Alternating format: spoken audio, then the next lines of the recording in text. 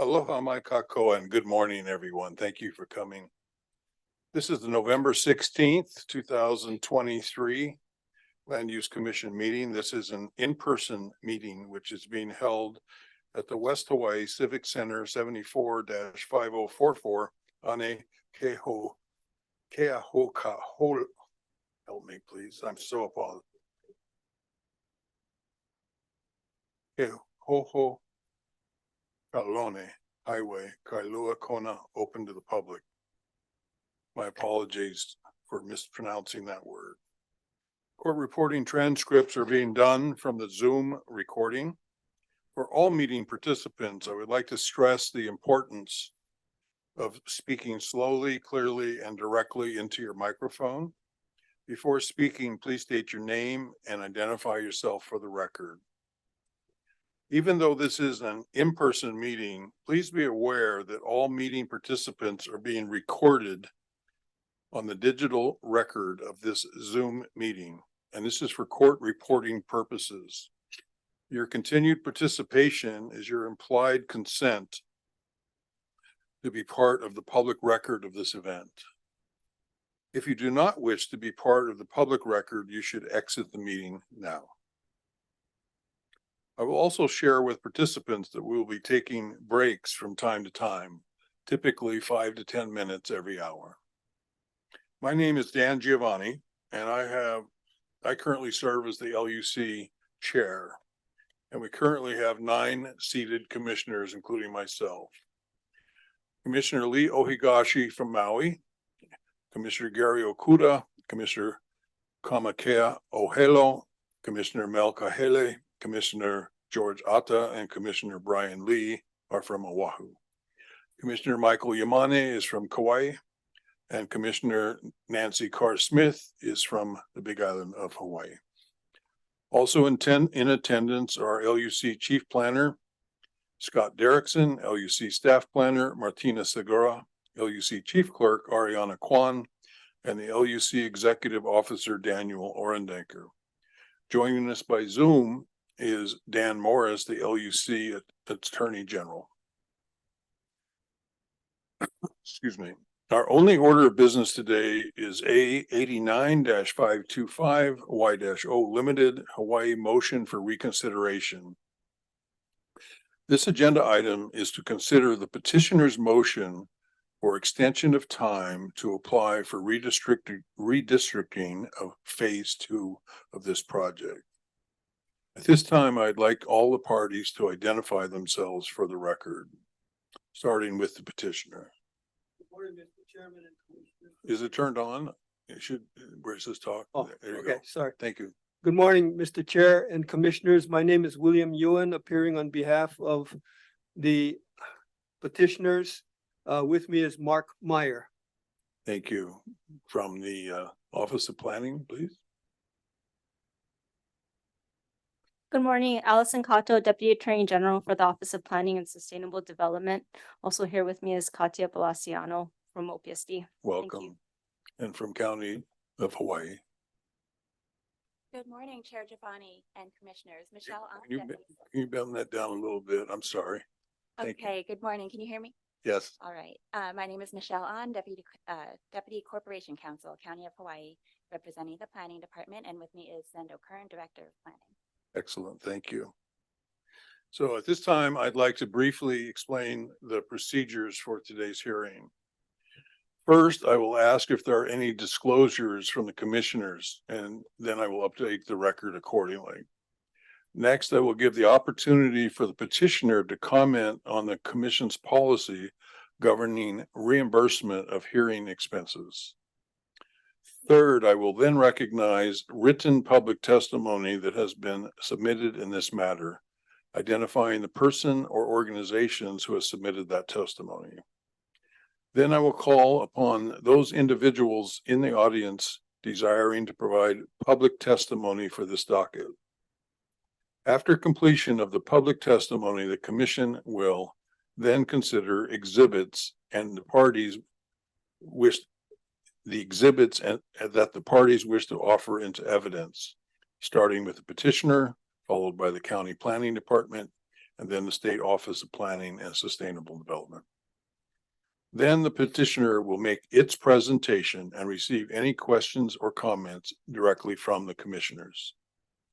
Next, the county's planning department will make its presentation and accept questions and comments from the commissioners.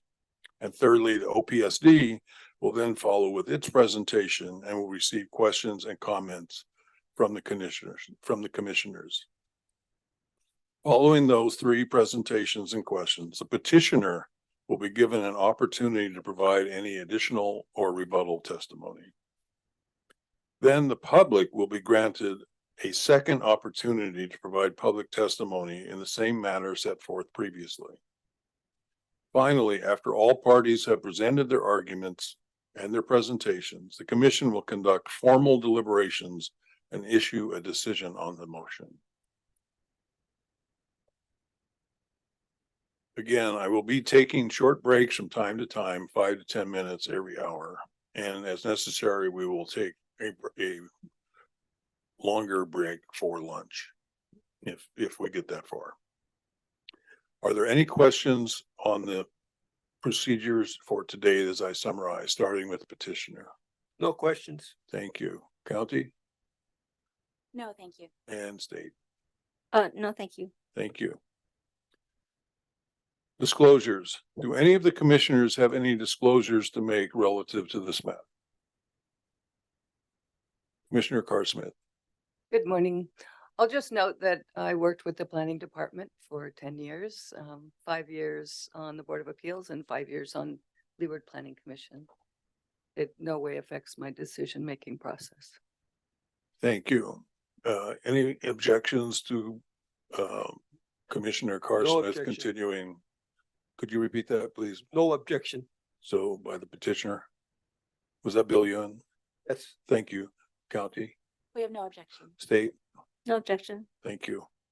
Anybody else need to make a disclosure? Thank you.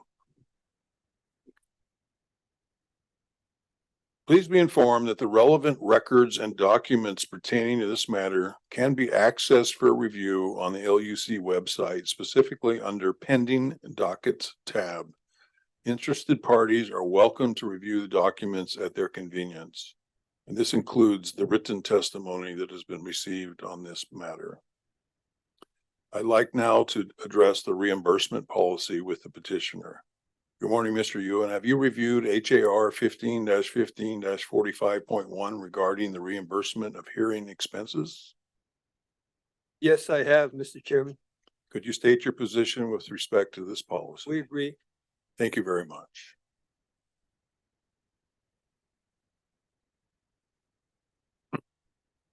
I will now recognize the written public testimony submitted in this matter and also in identifying the person or organizations that have submitted such testimony. Ms. Kwan, has there been any written testimony submitted in this matter? Segura filling in for Kwan.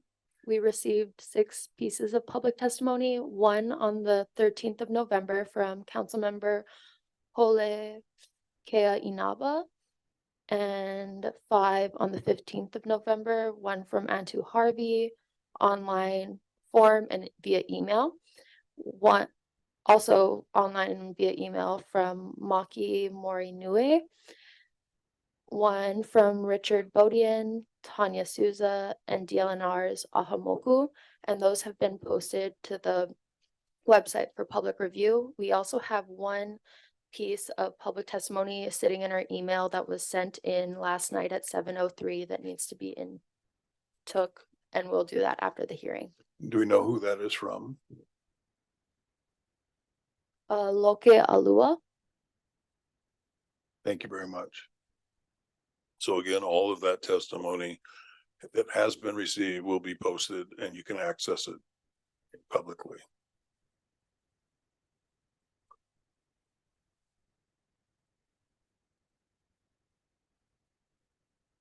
Let's continue with the public testimony. Have any members of the public signed up today to testify on this agenda item? Yes, we have 9 members of the public in person who wish to provide in-person testimony. Okay, so let's We will proceed in the order that they have been signed up, and I'll ask that their names be called one at a time.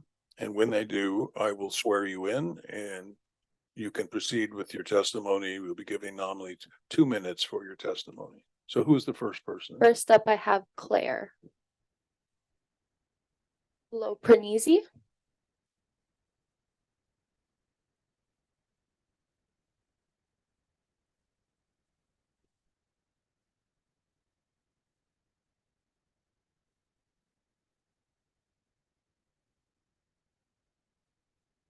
Could I ask you to state your name and address for the record, please?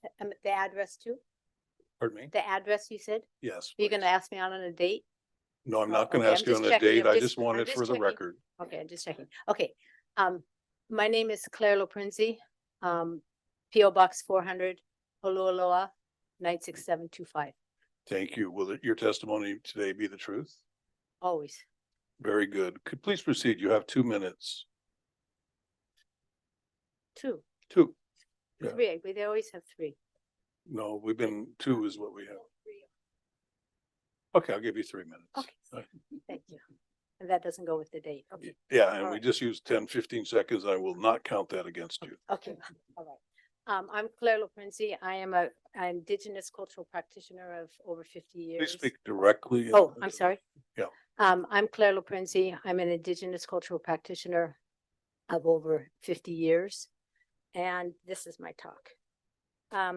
First, the Kapa'akai that was done on September 11th, 2000, the Hawaii Supreme Court landmark decision, Kapa'akai Oka Aina versus Land Use Commission addresses the preservation and practice and protection of customary and traditional native practices specifically to Hawaiian communities. You have the kuleana to protect cultural, historical, and natural resources and customary native Hawaiian rights that will be impacted by this project. I work with these ceremonies. Sites surrounding and adjacent to this area contain trails, burials, caves adjacent to these properties, proposed properties, lava tubes specifically going Malka to Makai, and we know Koloko Historical Park where restoration has been established. We also as the indigenous know the importance of Malka to Makai to the relationship of the Ahupua'a that's right next to it. So it's a similar thing. It's going Malka to Makai from the caves and the burials, and I'm sure you've all looked and I hope you have all looked. The health effects of the desecrations of land and native peoples. The first law came from the Moors, which is my bloodline. It's the relationship between the Io, Kanaka, and Aina. And so when you desecrate land, you desecrate or sell land, and all of these things, we are really should be stewards of this land and hopefully getting places for the people. I also want to make sure that if you're a realtor or if you're a broker and you're in this committee here, if that's a conflict of interest, I testify a lot in front of a lot of commissions, and we've found where there is a conflict due to your job, to what you do, to how you act, and what your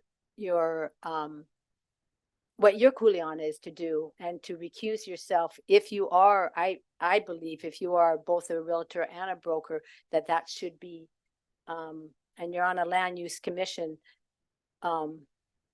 I question that myself, but not that I'm questioning anybody's integrity or who they are. I also look at this phase 1 and phase 2, and I look at this $1,000 houses that are going to come, 1,000 houses that are going to come up or would come up, and look at what do we really need to do for the native people here. We need homes, we can't, if anything is developed, the homes should first go to our native people.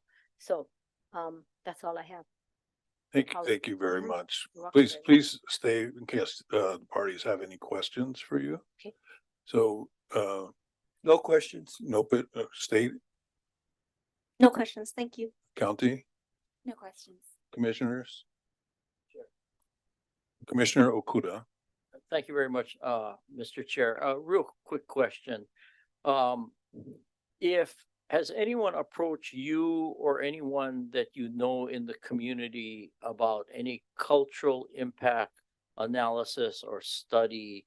And you may or may not be a lawyer, but which would comply with the Kapa'akai versus Land Use Commission case? Anyone been- approach you? Not approach, I've studied it, I'm very No, aware. no, my question is just limited. Did anyone ask for your input on any type of study like that?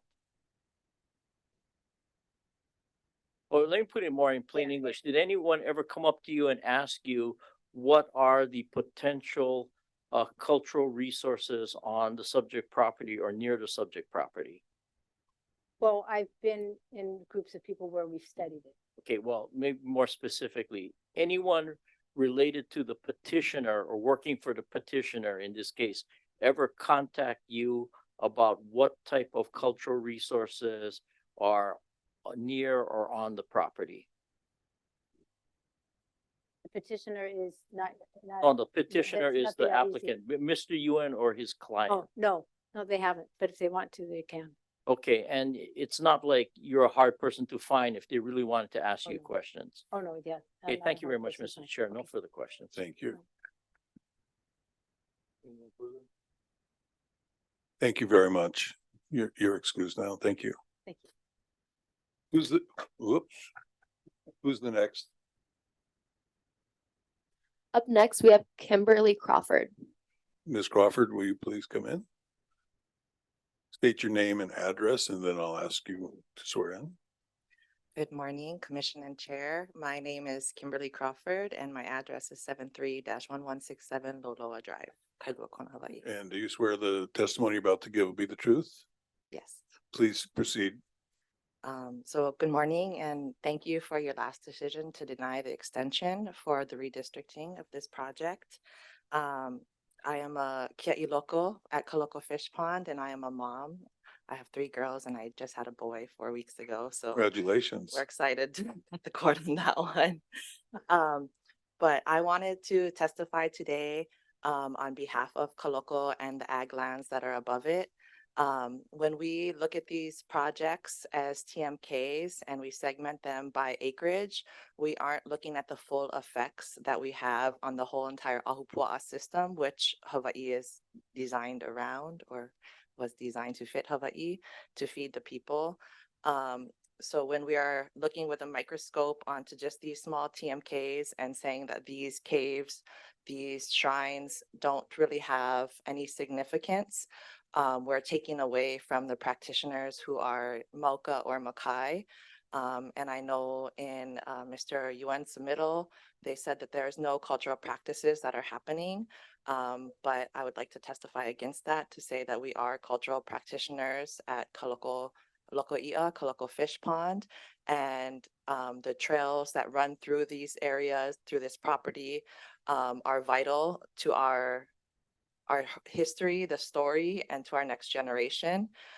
Maybe there's gaps in the practitioner or the cultural practice, but there's definitely a revival happening. And I'm proud to say that although I didn't get to love the local i'a until I was 22 years old, my kids have been raised from the womb down there and their cultural practice started from within my body.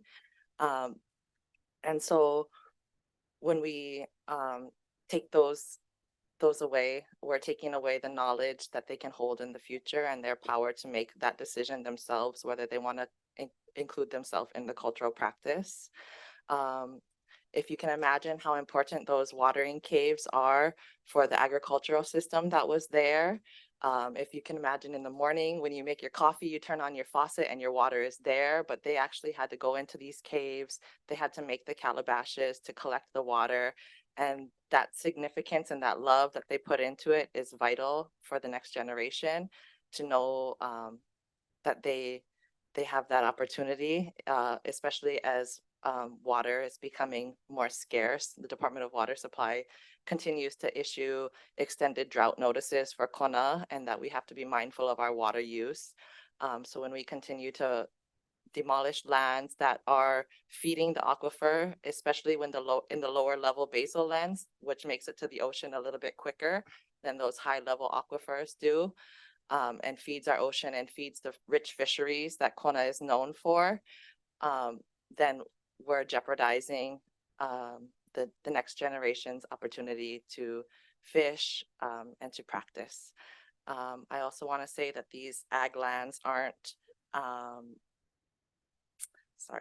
they aren't marginal or non-essential. They are essential, especially in the northern part of the Kona Field system, where we are in the Kekahas, the Kekaha Waiole Ona Kona area, the waterless shores of Kekaha.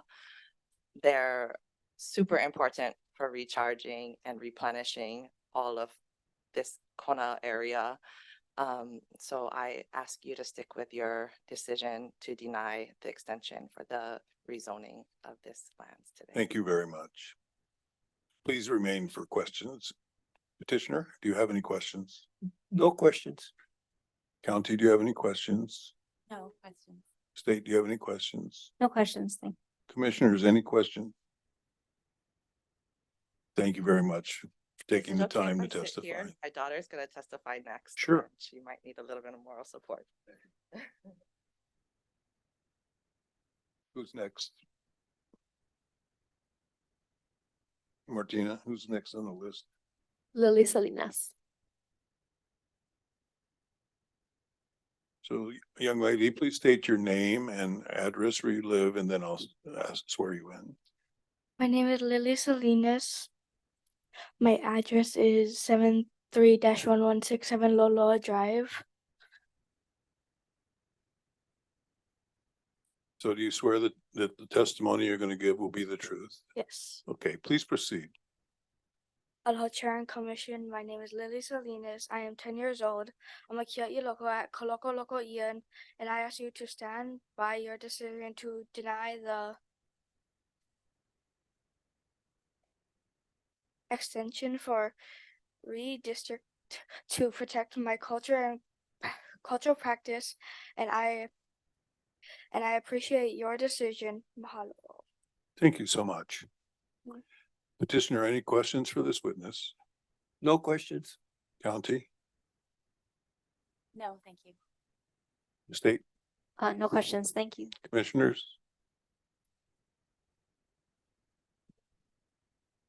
Mr. Hello. Mahalo, Chair. Hello, mahalo kia yaoe. This is a voice of mahalo. Very grateful for you being here today and giving testimony. Yeah. And just in your words, I just have one question. Yeah. In your mana'o, in your ike, yeah, how would this development impact, your cultural practice and what you do as a Kia'i local, maka local? It would, when you take the water from up, like when you take the water from down, all the springs would not be able to flow down to Koloko.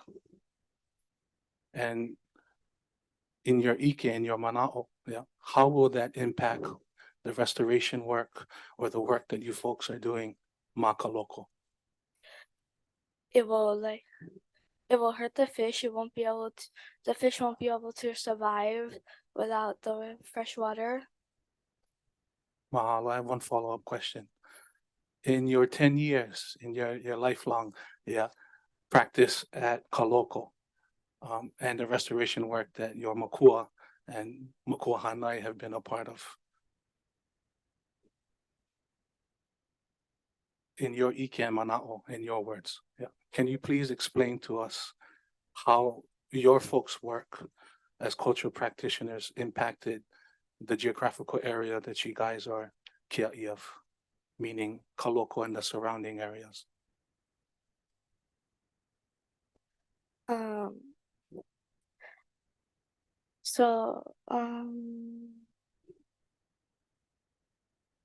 I can actually work plainly. Yeah. We Go clean ahead.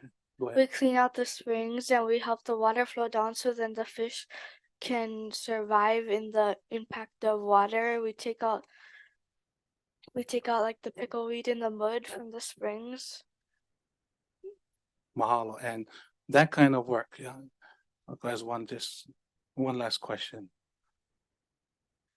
what kind of kilo observations have you made from that kind of restoration work and the importance of clearing the space of potential invasives so the natural habitat can be restored? Yeah, but then more so the importance of clearing the space for the flow of light. What kind of observations have you made? The fish seem happier in that area. The animals seem happier. And the environment seems better looking than it was before. Mahalo. Mahalo again for your leo and for your testimony this morning. Chair, that is all the questions I have at this time. Thank you, Commissioner Kamakeo Helo. Other commissioners, any questions? Commissioner Okuda? Just for completeness of record, because that was the line of questions I was gonna ask, but just so that we're clear who you are, because I think your testimony is very important and significant. Can you spell out your name, please, so there's no confusion who was talking? So how you spell my name is Lily. Last name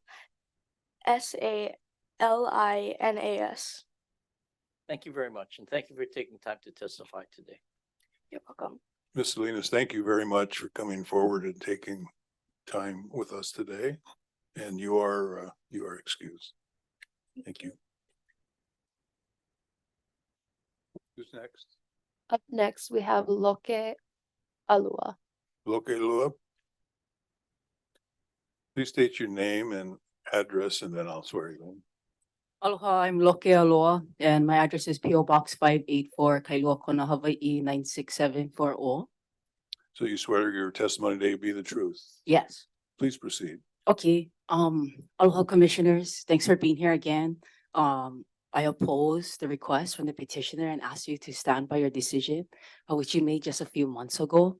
I'm a Kia'i Loko as well. I'm a fish pond guardian of Koloko Fish Pond. My family has been in Kona for more than 10 generations. My family is the Ho'omanawanui and the Ho'opili. My grandfather, my great-great-great-grandfather before was a judge, actually of North Kona. One of my great-grand-aunts was actually a kumu at one of the earliest schools in Kona. So we have a long genealogy to these lands. We're actually descendants of our mo'o, which is our fish pond guardian, who is also taking care of our loko'i'a. We're directly downslope from this development, and none of our members have been talked to. And our community hasn't been spoken to identify how this project could impact our cultural practices of this place. And just to touch on what other folks have said, you know, we had school groups, we have a lot of school groups come down and we talk about ahupua'a and we tell them we have to think about what happens in our mountains and how that impacts us downslope. And this project hasn't done that. It hasn't identified how it's going to impact us because we're talking about the flow of water into the loko'i'a and how that's changing and how it's impacting our i'a, which are a kinolau or a manifestation of kane. These i'a are also a manifestation of our mo'o'akua who take care of this place. We haven't talked about those things. We haven't talked about the quality of the water and the potential impacts to our fisheries because our fisheries are connected. That impacts us. The County of Hawaii just recently had a lawsuit filed by Earth Justice regarding the sewage waste. This project in the MOA says that the county will process up to 10 million gallons of sewage. What are the impacts to our fisheries and our fish? Our fish in Kona are becoming sick. They're developing sores on top of it, which means they become weak and they start to die. The people will become sick if our oceans are sick. If our waters are sick, the people will become sick. And so just really asking if you folks can please stand by that decision so we can have the full quality of information that we need, because Kona is irreplaceable. And once we start to take away from this place and damage this place, we don't get to have that back. And that's really eha. That's big because Kona's changed plenty. And the old folks, long before I was even born, they fought for this place. And they said to keep Kona Kona. And so that's partly why we're here today, is to keep Kona Kona and to just holomua, you know, in their mana'o, in their ike of what they told us. So it's nothing new, I'm telling you. I'm just telling you again, 60 years later, what they had asked for. So thank you folks for being here. Thank you for letting me speak today. Thank you for making time for us. Thank you so much. Please remain while we ask questions. Petitioner, any questions for this witness? What is your cultural practice that is affected? The cultural practices, it's a kia'i loko. It's a fish pond guardian. We are directly downslope from you folks. Directly downslope. We are not only in the same ahupua'a that you folks are proposing to develop, we are in the neighboring ahupua'a. That neighboring ahupua'a is also in the Kekaha region. The Kekaha region extends farther north of us. We are about at the southern boundary. All of these traditional boundaries of Kona, the Kona Kaiopua, the Kekaha Vaiole, the Kona Kapalilua, all of these regions are all revolving around water. And they're tied to the fisheries. And so whether you look at Kalokopan, whether you're looking at Kuanaiki, our neighbor, whether you're looking at Honokohau right next door, all these places, none of these places been talked to. The Ahamoku Council, who the state elects those guys for help us. The Ahamoku Council have submitted testimony in opposition to the project because the Kapa'akai analyses have not been completed.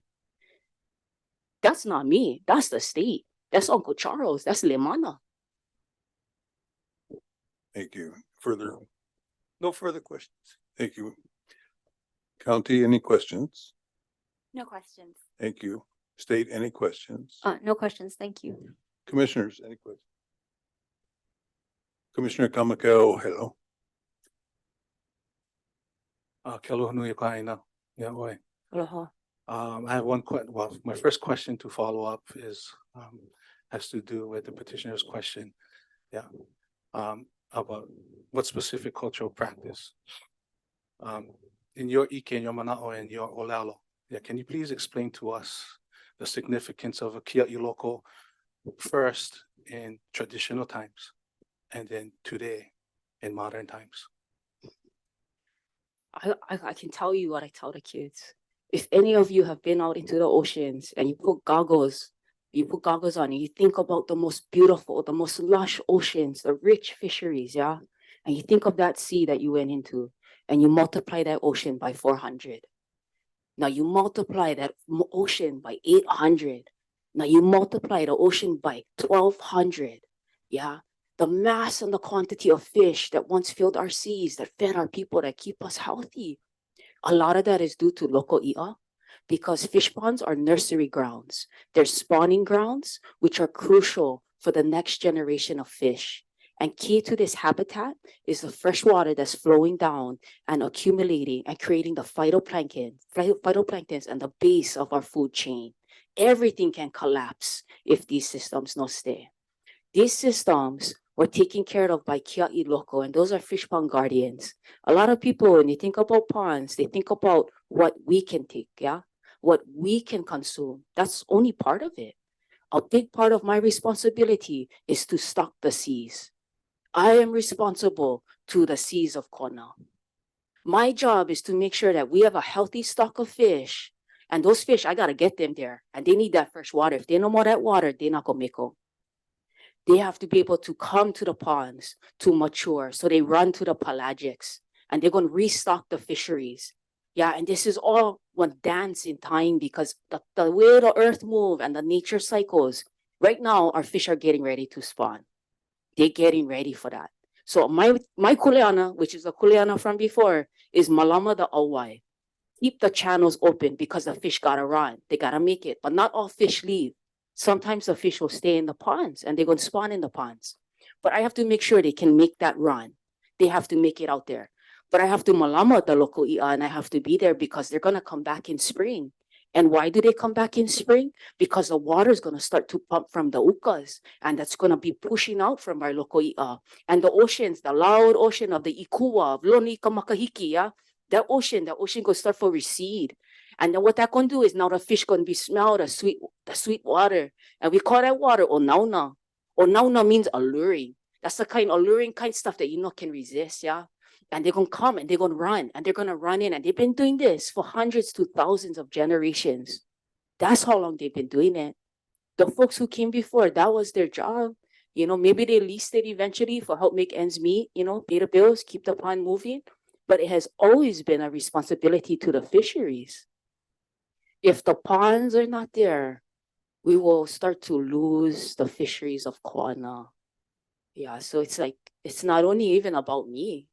I don't even have pelagic fishing. I know my boat, I know my va'a, but I gotta make sure those fish can get there. And that's my kuleana. I do all I can by the kai. We have plenty kids that come, they do all they can. And when you are part of a community, we teach them, it's not just about you. You have a responsibility because you make up the character of what Kona is. Yeah. And so when you come, you listen to your community, you listen to your hoa. If they ask for kokua, kokua, you go kokua, you go help. If they say, Nino, I get one question, answer my question. You go answer the question. You know, say, you know what? I don't need to listen to you because, you know, I find. That's also a job as a kia'i loko is I gotta listen to my neighbors, listen to my community, because what I do going to impact them too. Thank you. Mahalo, I have a response and comment, and then the last question. So you mentioned the fish running, the I'aholo. Yeah, ma Oahu ne on Oahu, you know, we have history, we have records. 100 years ago was the last time the Ana'i Holo or the mullet run happened on Oahu. And a lot of the research that I've been involved in, you know, overdevelopment and the infill of these local contributed to the fall or the detriment of the Ana'i Holo, which is totally non-existent today. Today, we can see it in Florida. Yeah, millions upon millions of Ana'i or mullet are running the coastline. That used to be very much prevalent on every island. Every island has their own mo'olelo. So my last question for you today, Loke. You know, and through testimony from other kia'i loko, you know, lokoi'a or fish ponds, traditional Hawaiian fish ponds are often viewed as a looking glass or a report card for the health of the entire ahupua'a. Let me ask you this two-part question. What is that report card today? And then, given the scope of the proposed project, in your words, in your mana'o, in your belief, how will that impact, whether positive or negative, the future report cards? Right now, we are at the tipping point. We are at the tipping point, yeah. Because partly it's not just about pulling the weeds, it's about monitoring the ecosystem. And we monitor the ecosystem. We have to learn these technologies to monitor it. And we are at the cusp of not having a colloquial fish pond. Yeah, because partly what this pond is for those brackish water fish that rely on the fresh water.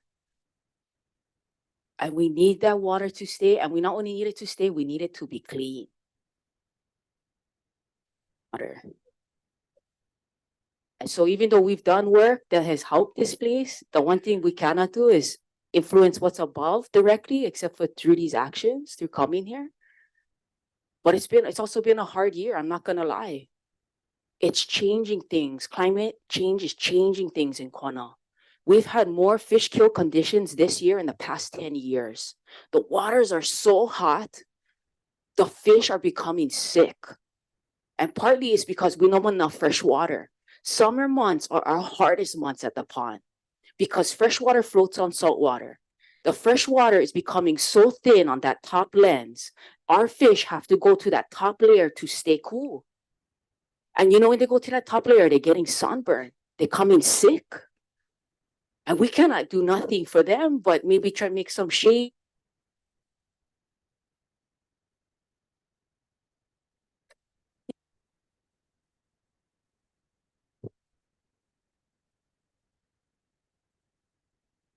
So the report card is we just need kokua. We are at a point of saving it or not saving it. That's really the power we have. And just asking for your help to save it. And the impact of this development.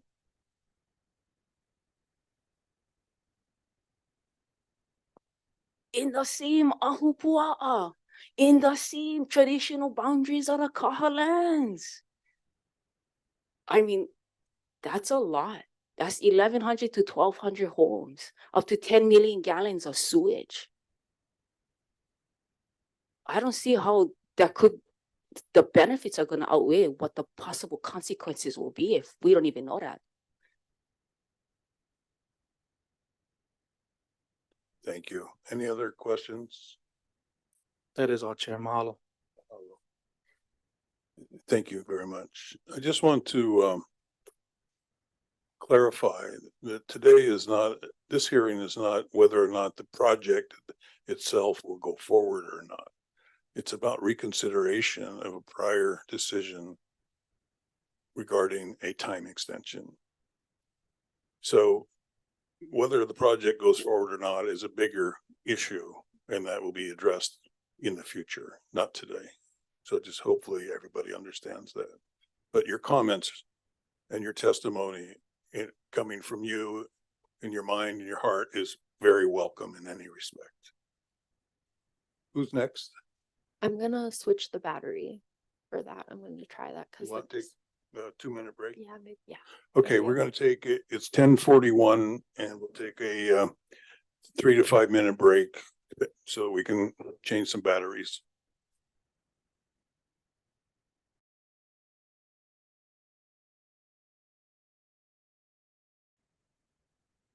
Testing 1, 2. Ariana, are we good? I think so. Are we recording? Yes. So we've had 4 of the public witnesses. We're now calling number 5. Who is that? Chuck Flattery. I Yes. might have said that wrong. Mr. Flattery, will you please? Yeah. All parties back, please. We'll commence. So county is back. Everybody's in attendance. All my commissioners are here. So sir, will you please state your name and your address? My name is Chuck Flaherty, 81950 Makahiki Lane, Captain Cook, 9670, And you'll swear. 96704. Very good. Sorry Testimony, about that. will the testimony you're about to give be the truth? To the best of my knowledge. Please proceed. Thank you, Mr. Chair and members of the commission. I apologize. I just found out about the hearing a couple of days ago, but I did prepare some testimony. The Coloco Heights request for extension should be denied as previously. Over time, circumstances change, and the changes that have occurred since 1983 have been significant in relation to phase 2 of this proposed project. First point I'd like to make is the Hawaii Housing and Finance Development Corporation erred in approving the finding of no significant impact on July 10th, 2019 for the Coloco Heights Affordable Housing Project. The final environmental assessment failed to consider the impacts of additional flows to the Kealakahe wastewater treatment plant on coastal water quality. As was mentioned by a previous testifier, a federal lawsuit has been filed against the County of Hawaii by a group of Native Hawaiian cultural practitioners and ocean recreational users represented by Earth Justice. The lawsuit alleges that the Kealakahe wastewater treatment plant is violating the Clean Water Act by dumping wastewater that flows into impaired navigable waters of the United States. Secondly, the Environmental Protection Agency has been in contact with the county for a number of years regarding the situation at Kealakahe wastewater treatment plant. Therefore, the Coloco Heights Community Facilities District report by the County Department of Environmental Management to the County Council erred by ignoring the alleged Clean Water Act violations at the Kealakahe wastewater treatment plant. The proposed project does impact the SMA because its wastewater flows are dumped into an open sump, which then traverse the SMA into nearshore environmental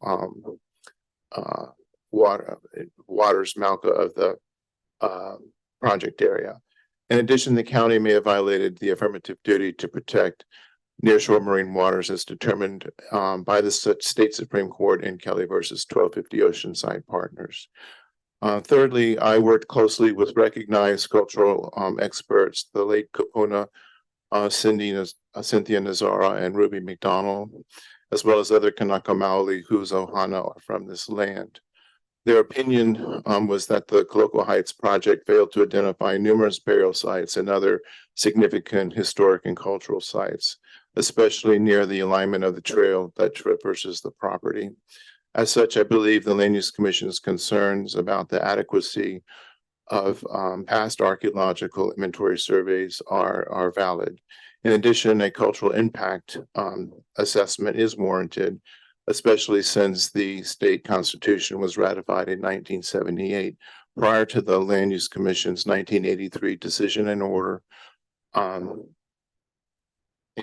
believe that the Land Use Commission is correct to now apply the subsequent state Supreme Court ruling in the Kapakai court case, which provided further guidance for government agencies to properly adhere to the Constitution.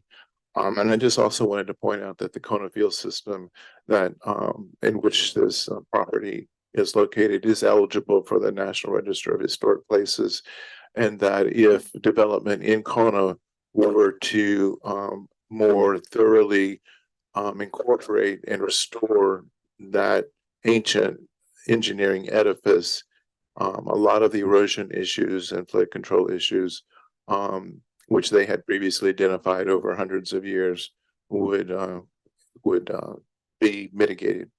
Thank you very much. Thank you very much. Sister, do you have questions for this witness? No questions. County, you have questions for this witness? No questions. State, you have, No questions. thank you. Commissioners? Commissioner Carsmith. Thank you for your testimony. Could you speak more to the field system that you speak of that this property is a part of? Yes, What the did that look like?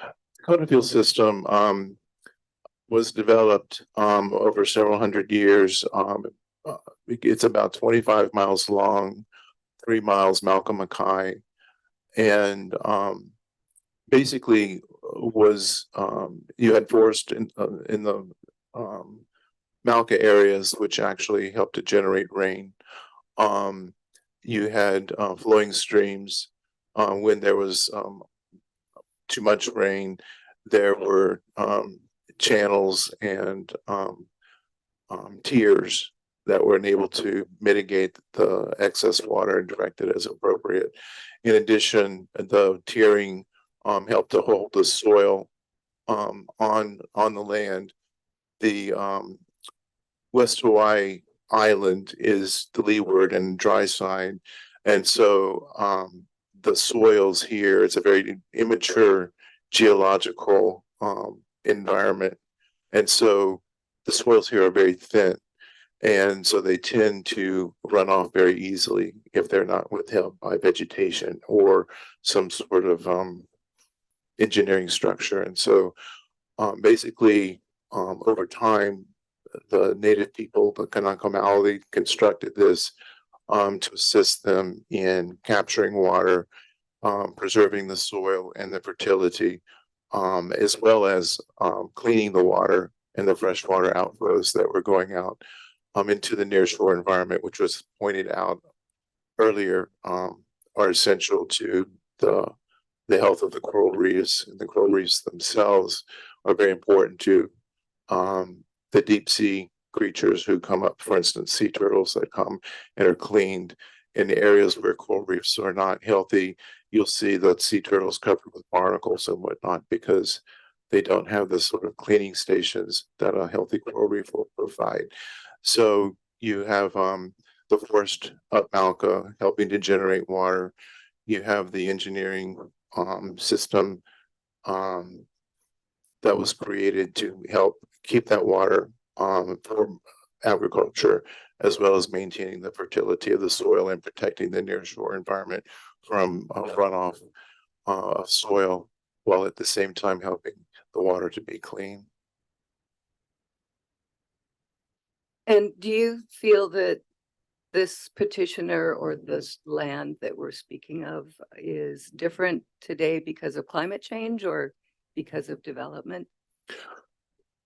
I think that this land today in this particular property, but in general, what we're seeing is the fact that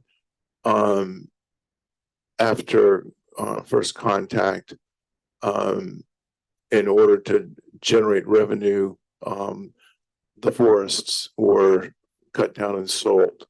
And so areas which we now see as being barren and covered with invasive species of grass at one time were forests.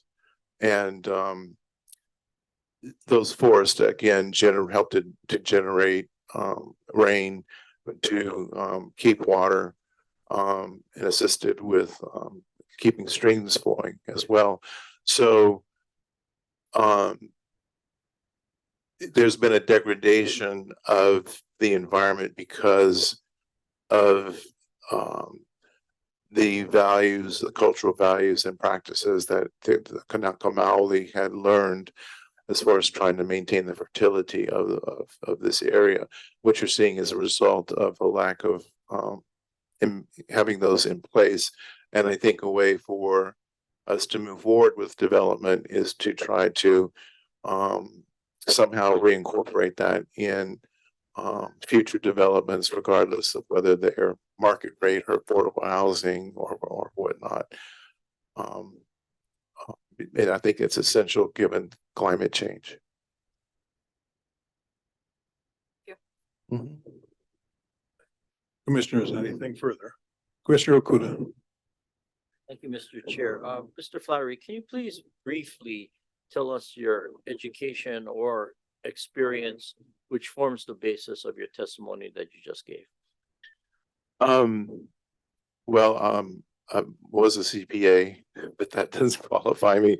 I came here to Hawaii to study Hawaiian cultural practices, specifically healing arts, lomi lomi, la'alapa'au, the herbs, ho'oponopono, which is a mental spiritual cleansing. I became, as I learned more about Hawaiian culture, I began to, and I spoke with Kapuna and those who are knowledgeable. I began to understand the degree to which the culture and the environment are not separable. You can't separate the two. That one, it requires the other. Yeah, let me just summarize. So in other words, it's basically self-study that forms the basis of your testimony. Is that correct? By being a haumana of numerous Kapuna. Okay, thank you very much. No further questions, Mr. Chair. Thank you. Nothing further. Thank you for your testimony. Ms. Kwan, who is next? Next, we have Kilihe Inaba. Ms. Inaba, will you come forward? State your name and address, and then I'll swear you in. Aloha Chair, aloha Commissioners. My name is Kiliha Mekeonano Keahiahi, Doreen Inaba. My address is 73-4690 Kuanaiki Road, Kailua Kona, Hawaii 96740. Do you swear the testimony you're about to give be the truth? Sorry, yes. Okay, please proceed. Okay, good morning, everyone. As I stated my name, I'm a Kanaka of the Moku of Kona, specifically the Ahupua of Kaloko. That's where I live, Moka of where this project is. Phase 1 is happening and phase 2 is what we're here for today. Today I'm asking you as commissioners to stand by your previous decision, which was to deny the extension of time that is being asked by these petitioners. Thank you. To apply for the redistricting of phase 2 of this project. It has been over 40 years. I mean, I'll probably reiterate some of the things that have already been talked about today, but it's been over 40 years. A lot of it has changed since then, namely the number of people we have living here with the overwhelmed infrastructure as it is, the loss of lands to large that have been detrimentally changed, irreversibly changed, as we have experts who have spoken to today. We shouldn't continue to approve extensions for large developers such as this Delaware company, not even of Hawaii. I find it unsettling that one of the reasons the petitioner is seeking your reconsideration is that their claim is that this is not an action. Therefore, the commission, you guys don't need to complete a Kapa'akai analysis. The Kapa'akai analysis was huge, and that's recent, although that was recent after 1982 agreement for this project. We know that if that was to be completed, we definitely find cultural, historical, and natural resources and related traditional and customary practices affected negatively by this project. And so a few of the points that were made today, I do find it interesting that OPSD supports RCFC's request and state that, quote, the archaeological and cultural impact concerns have been adequately addressed for both the affordable housing and Kaloko Heights Phase 1 projects, end quote. if the petitioner had the land and people's best interest in mind, also knowing that an EA is the righteous thing to do, being that you have this opposition as well, that they would do it. Also, per Article 12, Section 7 of Hawaii's Constitution, the state has a duty to protect the traditional and customary rights, practices of the Native people. We also know that these practices, these protected practices, extend beyond just Ahupua'a itself. Loke spoke to how most of this coastline will be affected by this development. And so that goes to show that this is protected in our Constitution, not just Ahupua'a itself, but this entire coastline. Another issue that we talked about was the sewage waste that is created from this project. In the last meeting, it was clearly explained that sewer lines are already being constructed, and from phase 1 and phase 2 are going to tie into those lines to be taken to the Kealakekee wastewater treatment plant. That Chuck was able to explain that, the county is already being sued for this. So that's something that is being violated, the Clean Water Act, and knowing that already almost 2 million gallons of sewage is being discharged into our oceans, affecting us and affecting our keiki here, and the keiki that are yet to come. I need you to summarize. So most of all, I'm speaking on behalf of my kupuna who have passed, the keiki that are yet to come, knowing that we want to leave this place as beautiful and as vibrant as we were gifted, to be able to take care of it. And so this project is in this project, and bypassing this would be in complete opposition of that mission. Mahalo. Mahalo. Petitioner, any questions for this witness? No questions. State, Oh, no questions, thank you. county, No, thank you. commissioners? Thank you very much for your testimony. Ms. Kwan, who's next? I have Kalia Kimi Tete. I apologize for mispronouncing anything.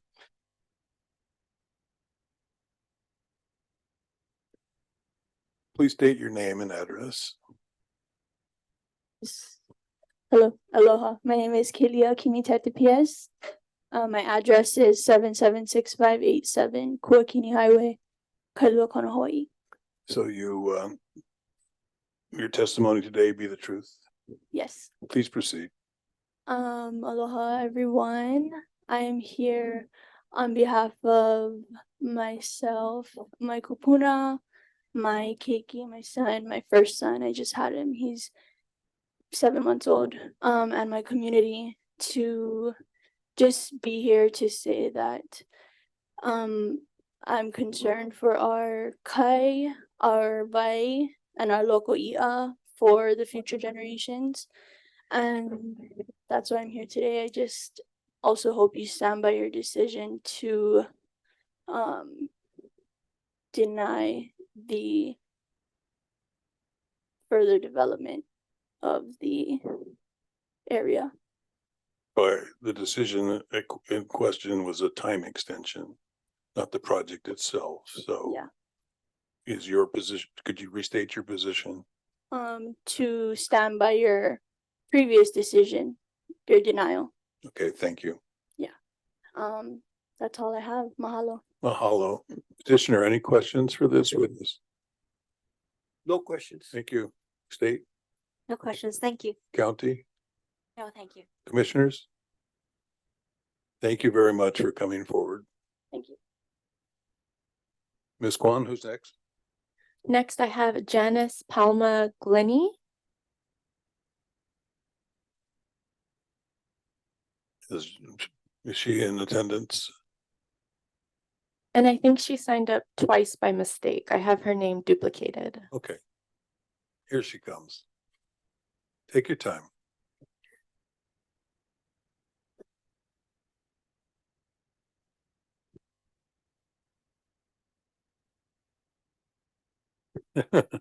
So please state your name and address as a starting point. Ms. Janice Palma Glenny, and my address is P.O. Box 4849, Kailua Kona. And will your testimony today be the truth? Yes, I plan on it. So you have 3 minutes, Things please. always change, don't they?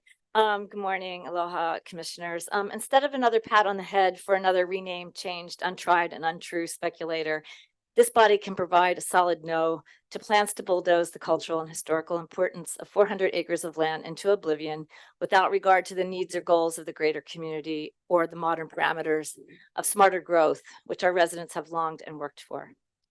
You followed the 4 decades long, almost mythological WYO limited partnership saga. I lived in the neighborhood back when this all started. Hinalani Road didn't exist. Now it's full of traffic never imagined 30 or 40 years ago, nor planned for. Have we come no closer to forward-thinking land use planning and what our region should and could look like, rather than piecemeal development and its ugly stepchild sprawl? Since the 6 earlier extension requests and approvals, there was the K2K plan, an effort and document that stakeholders put heart and soul and dreams into. Today, likely heavily covered with dust or mold. Now we have the Kona Community Development Plan that begged to be written in the stone that the K2K plan wasn't, an ordinance promising something better than the previous decades of developer-generated growth. Does this current extension for reclassification fit any of the parameters that have been longed for, legislated, and necessary to avoid the rampant sprawl, traffic gridlock, and decimation of resources that our leaders have seemed obliged to consider de rigueur and unavoidable? It's clear on intuitive, historical, and evidential levels that this past its expiration date request isn't Pono. 40 years of granting extensions is the definition of insane. The arguments go round and round, but none of them seem to reach a higher level of the responsibility or understanding of what our region's residents need and long for themselves and a livable future for our keiki. There are a host of specific issues that should give this commission reason to deny this request, but one in the crowd of behemoths in the room is the ongoing lack of proper and law-abiding wastewater treatment that plagues our region. And of course, whenever a speculative plan is presented to the state, that plan is never, ever what happens down the line or on the ground. Residents are left holding a bag of bad precedent, more unplanned growth and infrastructure woes, and a loss of options to protect the land's environmental and cultural integrity. All dead ends, both literally and figuratively.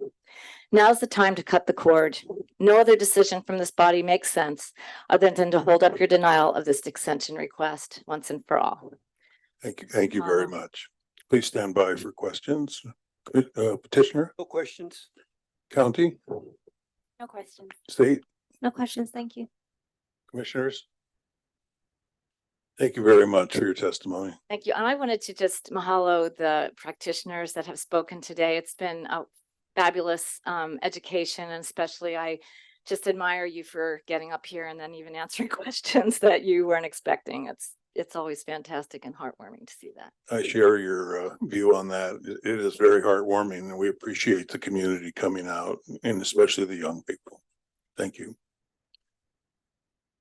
Who's next? Next, we have Maki Morinoe.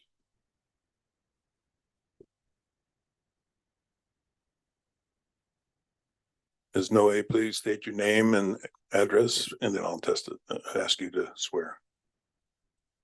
Okay, my name is Maki Ku'ule Morinoe. I live 76-5920 Mamaloa Highway in Holualoa. I walked through the lens. I did put in my written testimony. One second. Do you swear the Oh, testimony yes, you're about to truth. give me the truth? Absolutely. Great. Please Um, proceed. I have sent in my written testimony and I stand by every word. I do support everybody that came before me today in oral testimony. It was articulate, poignant, and absolutely correct. I stand by their testimony. As a 4th generation Japanese American walking through the lenses, I got to experience the birth of Oha and the impact of Native Hawaiian culture coming back. With that said, I was a keiki okaina that got to reap the benefits and knowledge of Native Hawaiian practices and the use of lands well before immigrant history. I also walked through the lens of Executive Order 9066 and the impacts that it had from federal, state, and county levels. Our own home is historical and represents all our historic past. Today, everyone's testimony echoes the land use, and may Maui's tragic history not be repeated on other islands, because the Native Hawaiians have warned, and the multi-generation Ohana has warned about proper land use, water use, and its impact on our ocean. And I would like to remind everyone, we have about over 300,000 acres of struggling but living coral reef system. It is quite impressive and very scary that 85% of our coral resources in the US is from Hawaii. 85%.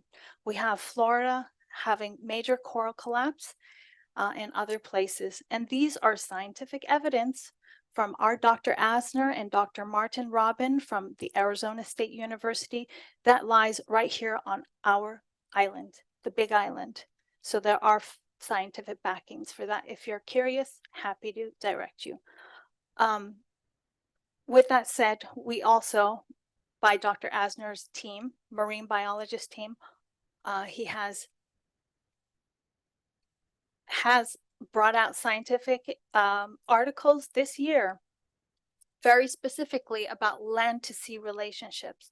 So that is something that's very vital for all of you to take a look at, and I'm happy to connect and give you that data that was very public, because this is going to address every island, every ahupua'a, all across our neighbor islands. Vital importance. And because we have an active litigation, a standpoint for Honokahau Harbor, this pleads a reality of coral collapse. And I'd like to remind the importance of our most little, living creatures in our ocean, which is the phytoplanktons. I have to ask you to summarize, please. Yes, they provide 70% of our oxygen. So it is vital that we protect forest lands to call in the water, as well as mitigate coral collapse. Thank you. Thank you very much. Please stand by for questions. in No case- questions. No questions by petitioner, state, No questions. county, No questions. commissioners. Okay, thank you very much. Thank you. Ms. Kwan, anyone else? The last person who signed up is Ashley Aubrey.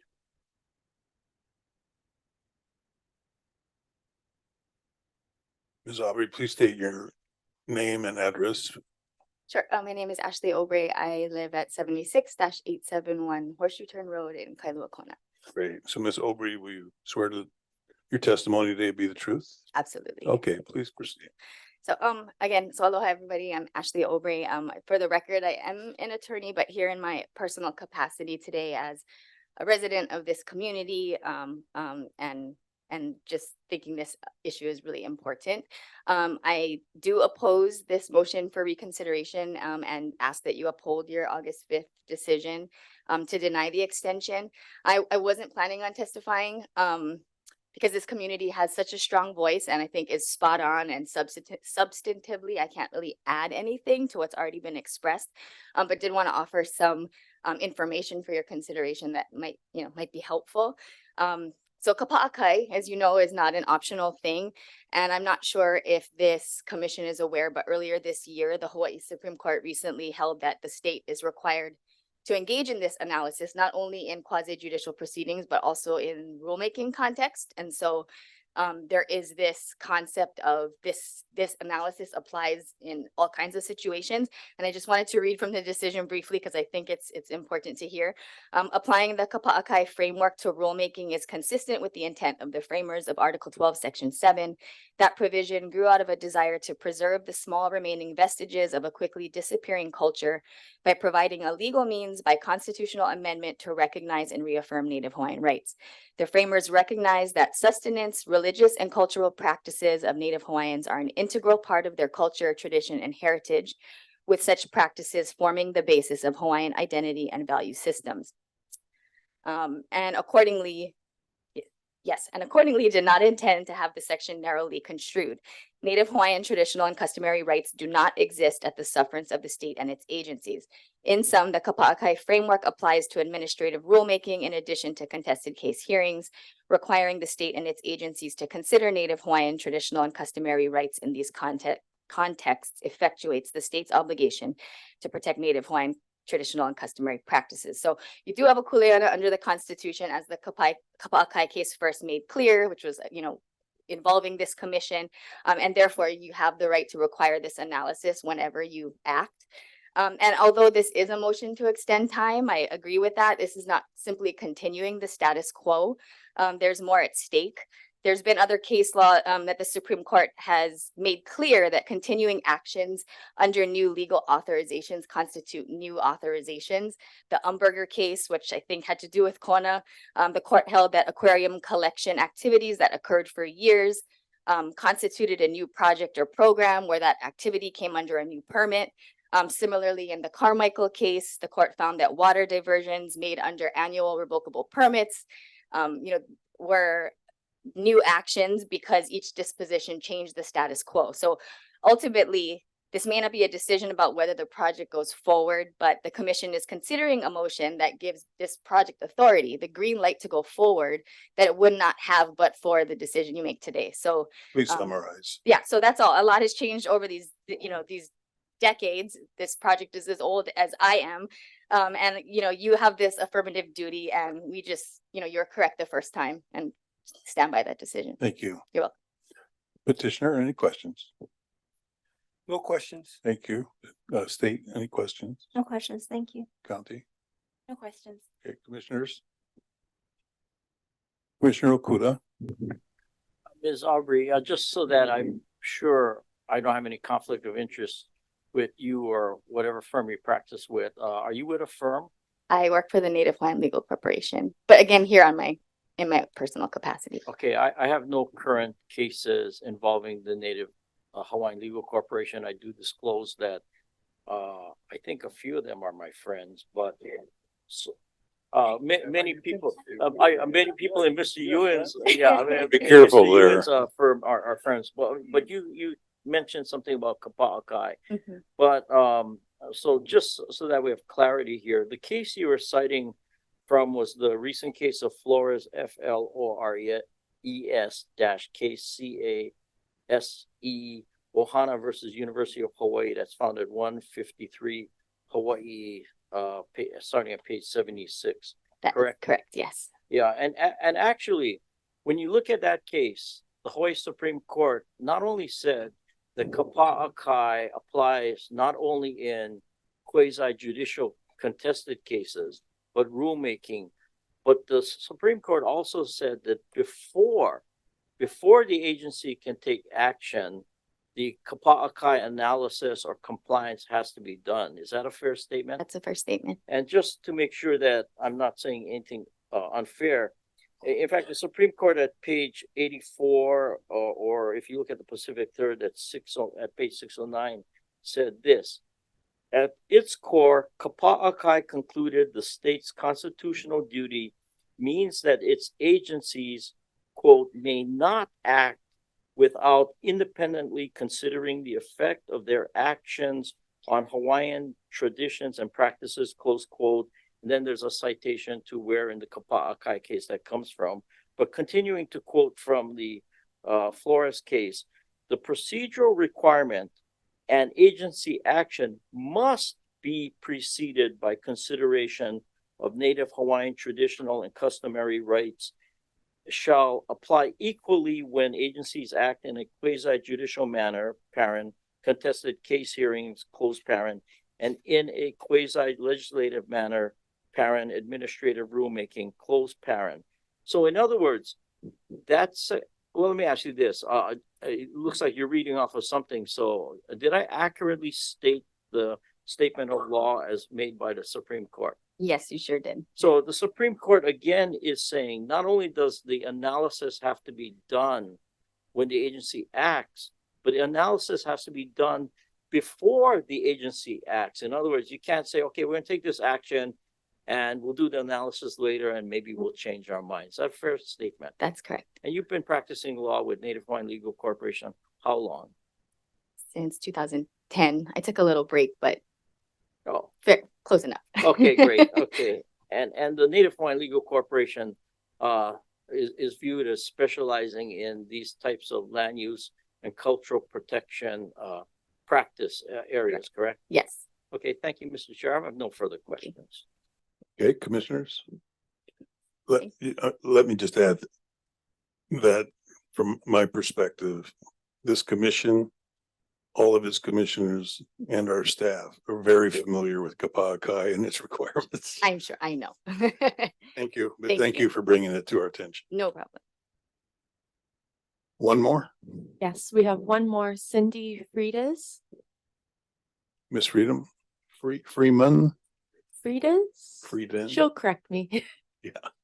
Miss Freedom, please state your name correctly and your address, and then I'll swear you in. Okay. Emele komo ahe mele aloha no na kupuna ita au ihala aloha mai kako. We have your name. My and- name is Cindy I'm Freitas sorry.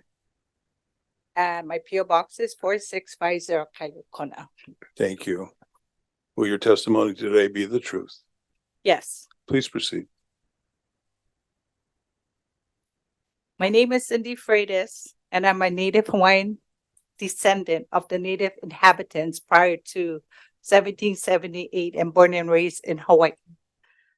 I'm also a practitioner who still practice the culture, traditional customary practices that was instilled into me by my grandparents at a young age. From Mauka to Makai, in many areas, we have family on the whole Kopa Aina. I stand by the LUC to deny petitioner's motion for reconsideration of this decision as follows. This sixth extension, I think the board needs to do a reanalysis on the issue of extension.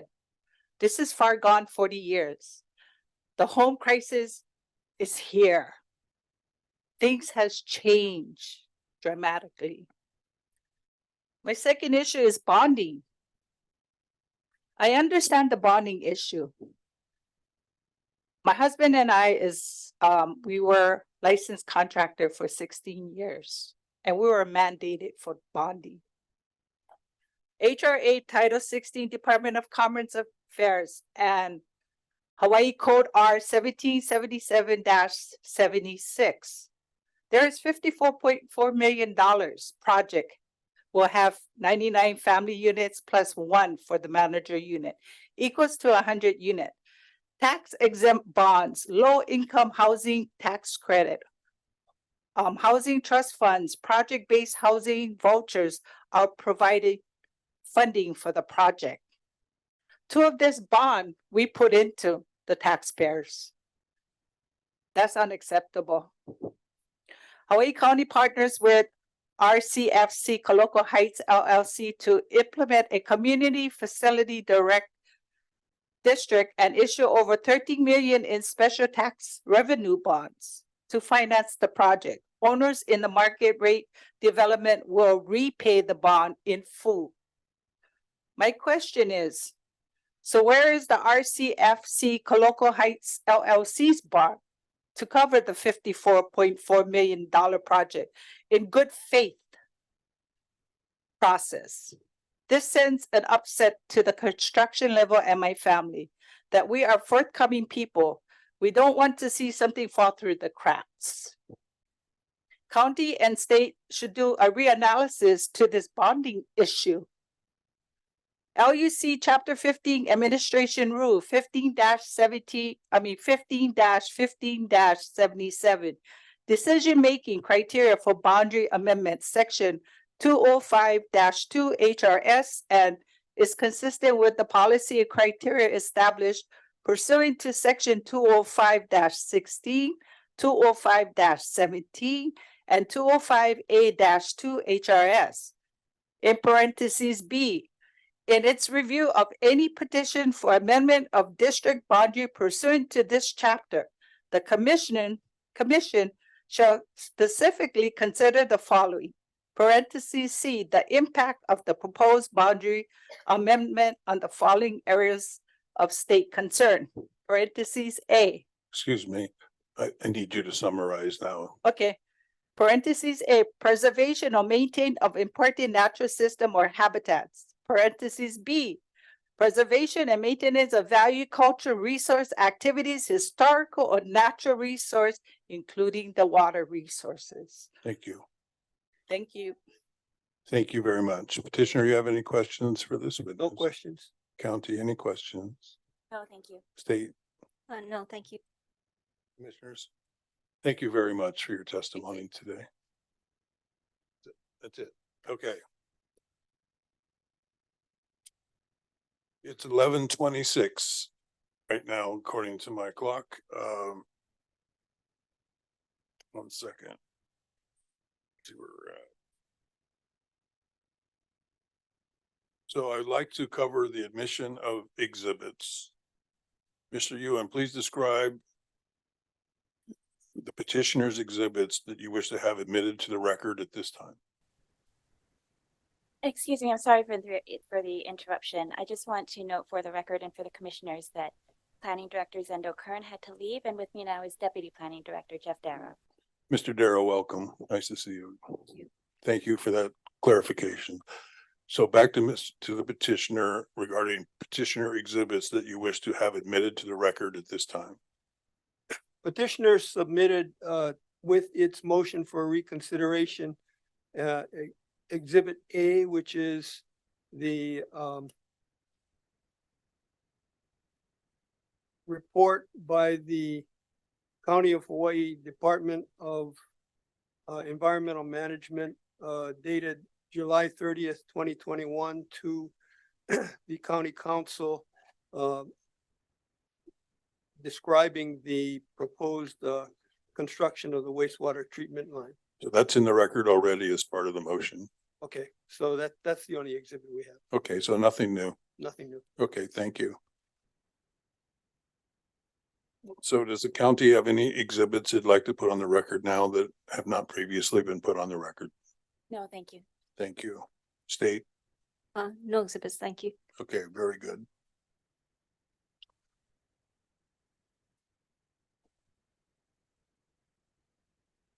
So we'd like to now proceed to presentations. I may take a break here, but I'd like to ask the petitioner, what is your view of the time you'll need and scope that you will intend to present for your? Probably 5 to 10 minutes of argument. No witnesses. 5 to 10 minutes of argument and no witnesses. Please proceed. Thank you, Mr. Chair. Petitioner submitted the motion for reconsideration, recognizing that the Commission's Rule 15-15-84 provides for reconsideration of an action that was unreasonable, unlawful, or erroneous. We believe that the decision was erroneous because the Land Use Commission denied the motion for extension for 2 reasons. First, the failure to prepare a Chapter 343 environmental assessment, and second, the failure to provide a cultural assessment. First, the petitioner believes that the motion for denial of because of failure to provide a Chapter 343 analysis was erroneous because the proposed trigger, the use of state and county lands, was considered by the County of Hawaii's Department of Environmental Management. In the County of Hawaii's Department of Environmental Management received the petitioner's request to create the Community Facilities District and to build the wastewater treatment transmission line, and the County Department of Environmental Management was the applicable governmental agency responsible for that project. In approving that project and recommending approval to the County Council, the Department of Environmental Management was aware of the scope of the areas to be served by the wastewater treatment line and found that the Hawaii Housing Finance and Development Corporation's environmental assessment and finding of no significant impact in 2019 was a sufficient consideration of the environmental effects of the wastewater treatment line, transmission line. Once that decision was made by the applicable governmental agency, that decision was not appealed and is final regarding the use of state and county land for the wastewater transmission line. With regard to the lack of a cultural assessment, first, the petitioner has spent considerable time and effort redoing the archaeological surveys, the burial treatment plans, and the preservation plans for the phase 1 lands. The petitioner believes that the appropriate time to make a cultural impact survey and an archaeological survey of the phase 2 lands is at such time as the petitioner moves to reclassify phase 2. The hearing on the motion for extension was not a motion for reclassification of phase 2 because the petitioner has not yet satisfied the construction requirements imposed by the commission on phase 1. At such time as the petitioner satisfies the construction and development requirements and moves for a reclassification of phase 2, the petitioner will prepare both an archaeological impact analysis of the phase 2 lands and a cultural analysis that will involve consulting with appropriate community members and parties and analyzing any impact that the development of phase 2 may have on the Kaloko Ia.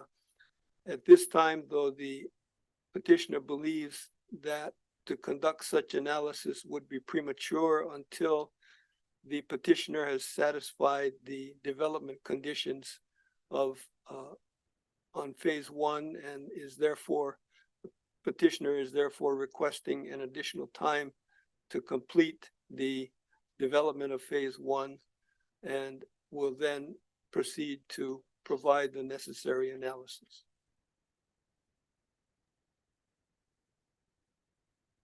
That conclude your That presentation. concludes my presentation.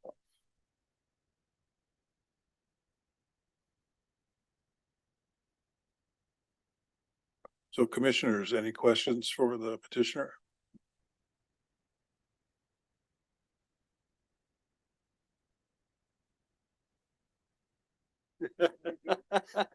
I saw you with your tablet. I knew you had something. Yeah, well, I was gonna defer if anyone else. has- No, go for it. Okay.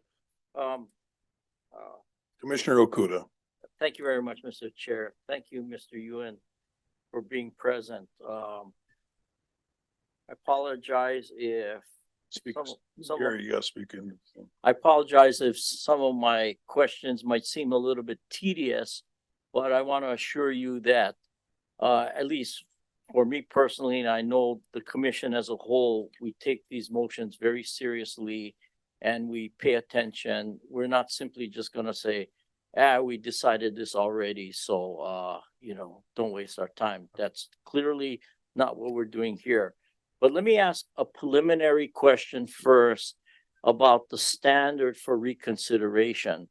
Bottom line question is, the presentation that you just gave, Mr. Yuen, what is new in what you're presenting to us, which either wasn't presented at the last hearing or couldn't have been presented for some reason at the last hearing? At the last hearing, we did not present the approval by the Department of Environmental Management of the project and finding that the Chapter 343 requirement was satisfied. Okay, and was there a reason why that wasn't presented at the last hearing? just was not presented. Yeah, but the reason why it wasn't presented. In other words, what's the good cause evidence why it wasn't presented? Or evidence similar to that wasn't presented? We did not believe it was relevant for presentation at the hearing and therefore had not been prepared to present that evidence. Okay, besides what you just explained, was there any other reason why that was not presented to us at the last hearing? No. Okay. You're asking for reconsideration of the findings of fact, conclusions of law, decision and order, which is dated August 5, 2023, and this is the copy of it. Okay. Yes. Okay. You know, the term quasi judicial has been bantied about in this hearing, and frankly, at other hearings. The Land Use Commission operates as a quasi judicial body, but in plain English, or as plain as we can make it, that basically means that the Land Use Commission has to make its decisions consistent with the requirements of HRS Chapter 91. And specifically, we have to meet the standards set forth in HRS 91-14G, correct? Yes. In other words, the Land Use Commission is not like a legislative body. We're not like the City Council. We're not like the Hawaii State Legislature. We can't just go make decisions out of thin air just because we like something or we don't like something. We have to make our decisions based on what the law tells us the standards are and what the evidence shows whether or not these standards are met or not met, correct? Yes. And this section, HRS 91-14G, it spells out the times when a court can reverse our decision.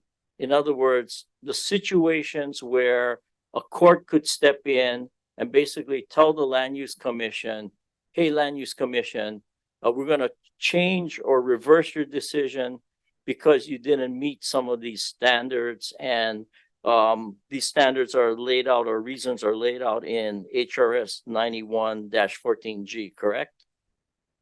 I don't have that section in front of me, so I can't comment. Okay, well, let me just briefly read it because, you know, I want to make sure the record is clear here.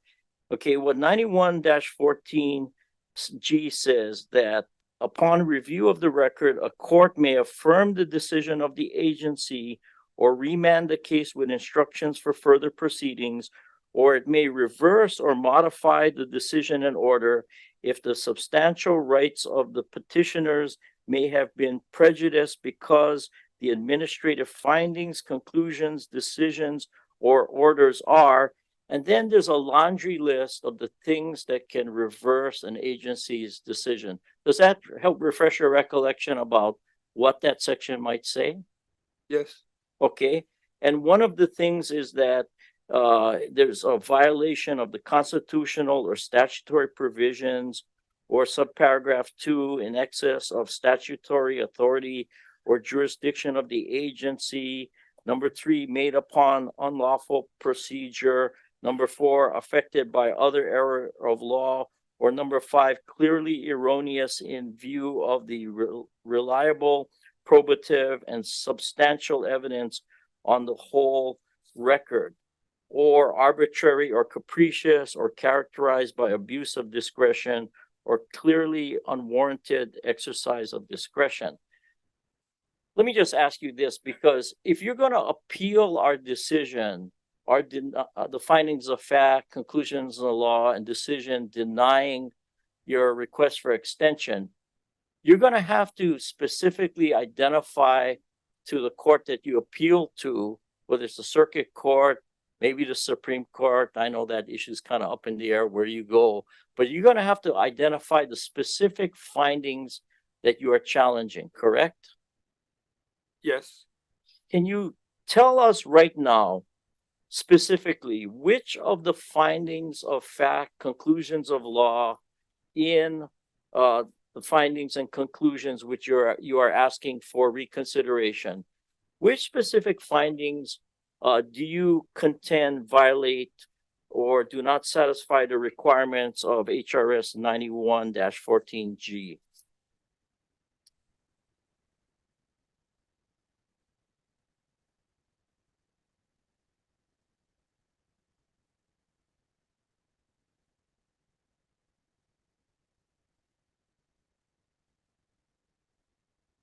We would.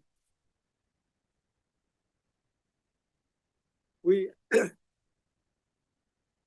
we would contest conclusion of law number 15 that the use of state funds and state lands requires a Chapter 343 analysis. And we would also contest the finding that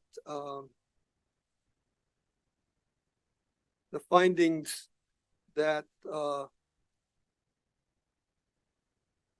required or you concluded that the motion was denied for failure to complete a Kapa'akai analysis because we feel that the Kapa'akai analysis would be premature. Yeah, I'm just trying so that I can, I'm kind of simple-minded. I'm just trying to identify the specific findings or conclusions by number so that I can focus my attention specifically on kind of like what the beef is here, yeah?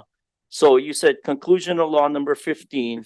Well, why don't we just look at the conclusions of law first? Which other conclusions of law besides number 15 do you contest?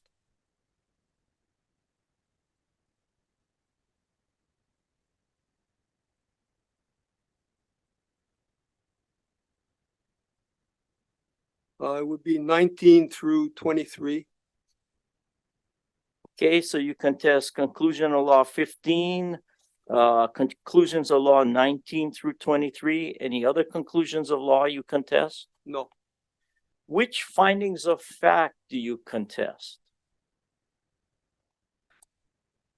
I'd have to go through that list because I basically focus on the conclusions of law. Okay, well, maybe I can help. Well, so right now you wouldn't be able to tell me right offhand specifically which findings of fact you contest. If you give me a few minutes recess, I will go through a list.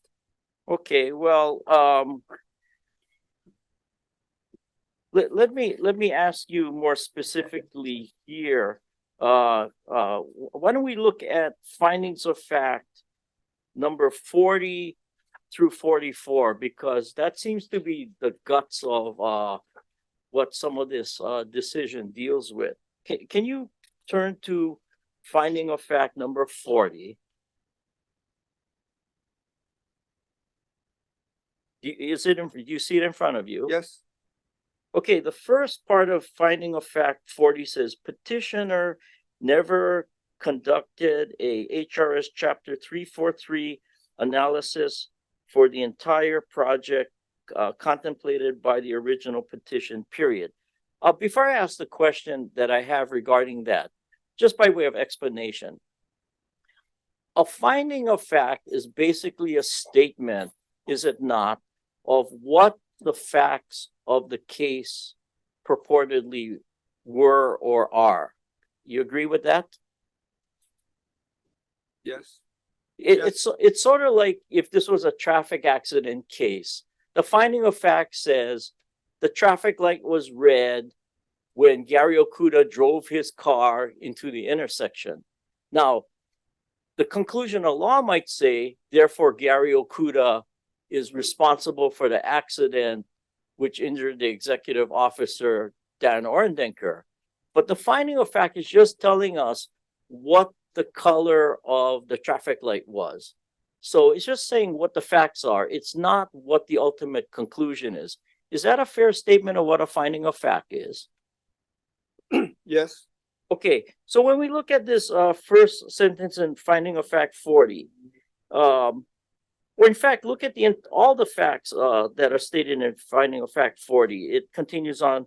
Petitioner submitted a planning study for phase 1 and phase 2 prepared in December of 1981.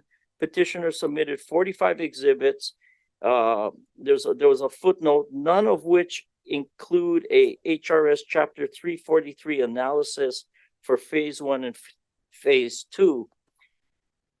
Do you challenge that finding of fact 40 is an accurate statement of the facts?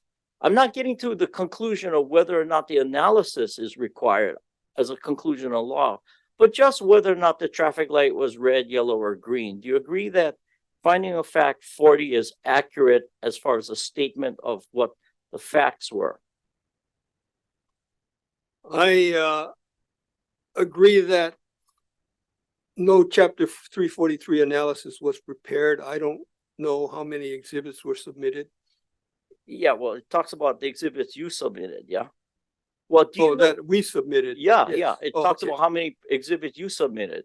I Yeah. thought you were referring to how many exhibits were submitted in the original petition, no, but we it said- submitted 45 exhibits. Yeah, yeah. So in other words, or let me ask the question sort of like in a negative way. Do you know of any fact or piece of evidence which indicates the finding of fact number 40 is erroneous in any way? No. Okay.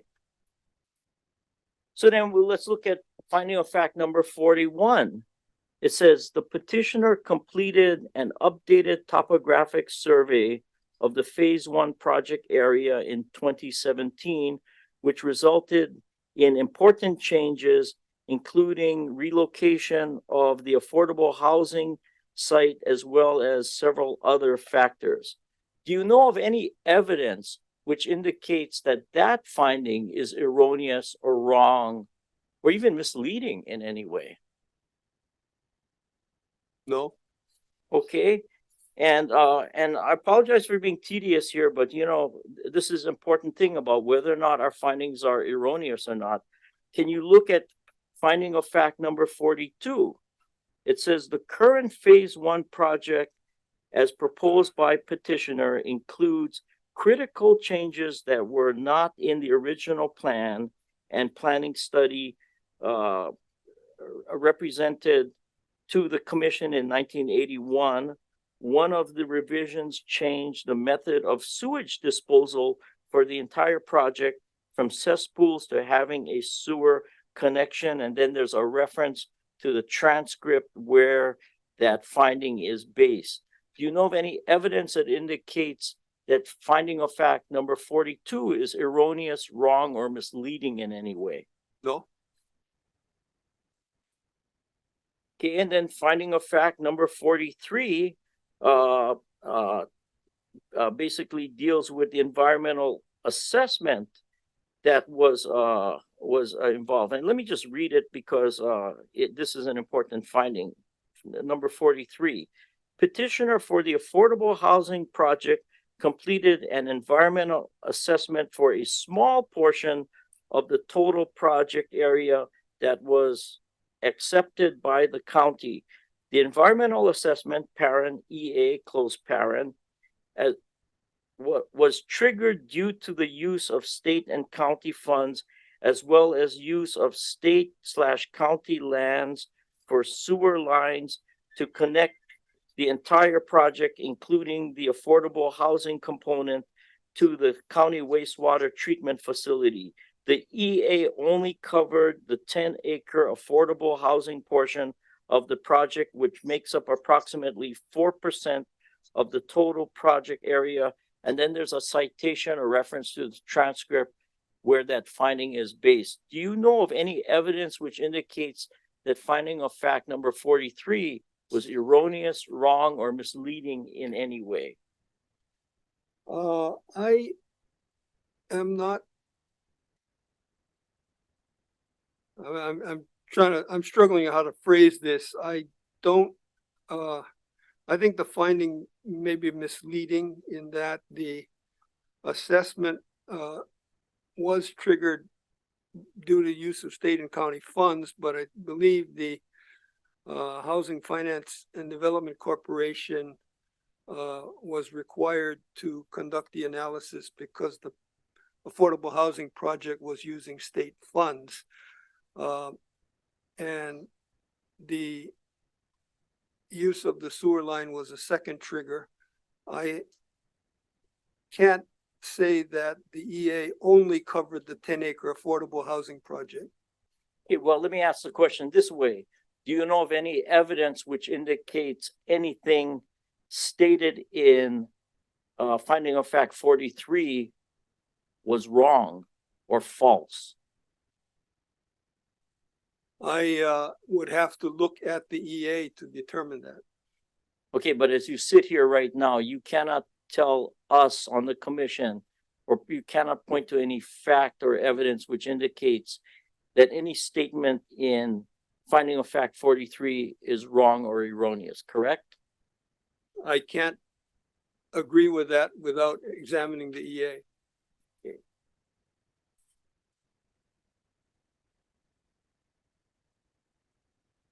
Okay, and then there's finding of fact 44 that the commission finds that the sewer connections for the entire project, both phase 1 and phase 2, will require tunneling beneath state highways as a connection to the Kealakehe wastewater treatment facility. That's a correct finding. Okay, that's a correct finding. Okay.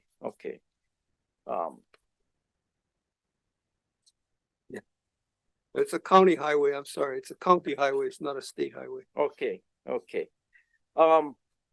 Just so that we know how we have to treat these findings that are made by the Land Use Commission, you do agree that the Hawaii Supreme Court has clearly stated that the findings that are made by an administrative agency like the Land Use Commission, as long as the agency is making the findings within its authority that's given to it by the legislature, those findings are presumed to be valid. That's the law, correct? That's a presumption that we would have to overcome, yes.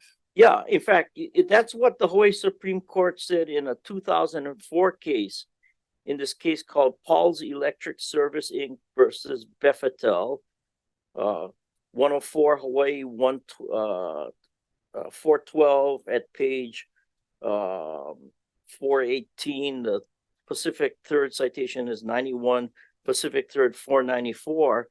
This is what the Supreme Court said. In fact, in that case, quoting from the In Re Hawaii Electric Company Inc. case. And let me just quote it. A presumption of validity is accorded to decisions of administrative bodies acting within their sphere of expertise, and one seeking to upset the order bears, quote, the heavy burden of making a convincing showing that it is invalid because it is unjust and unreasonable in its consequences. And in fact, the Hawaii Supreme Court cited back to a U.S. Supreme Court case, Federal Power Commission versus Hope Natural Gas Company. That's an accurate statement of the law that I just read, correct? I'm not going to contest your statement of the law, but I'm not going to accept it either. I mean, I'm not going to argue the law with you. Yeah, but I'm just trying to lay the foundation here that the court is saying that unless you really come forward with some we have a burden of proof. Yeah, and That's there's a what you strong get, yeah. presumption we're right, and that's what it's saying. Okay, then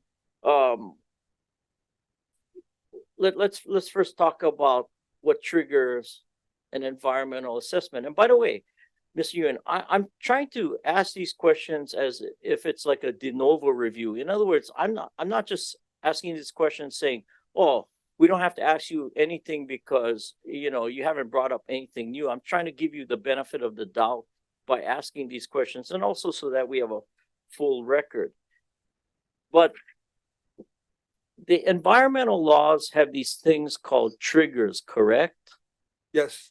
A trigger is that if some element is met in the law that triggers certain steps that have to be taken as part of an environmental review, correct? Yep. And these triggers are set forth, for example, in HRS 343-5 which is captioned applicability and requirements, correct? Yes.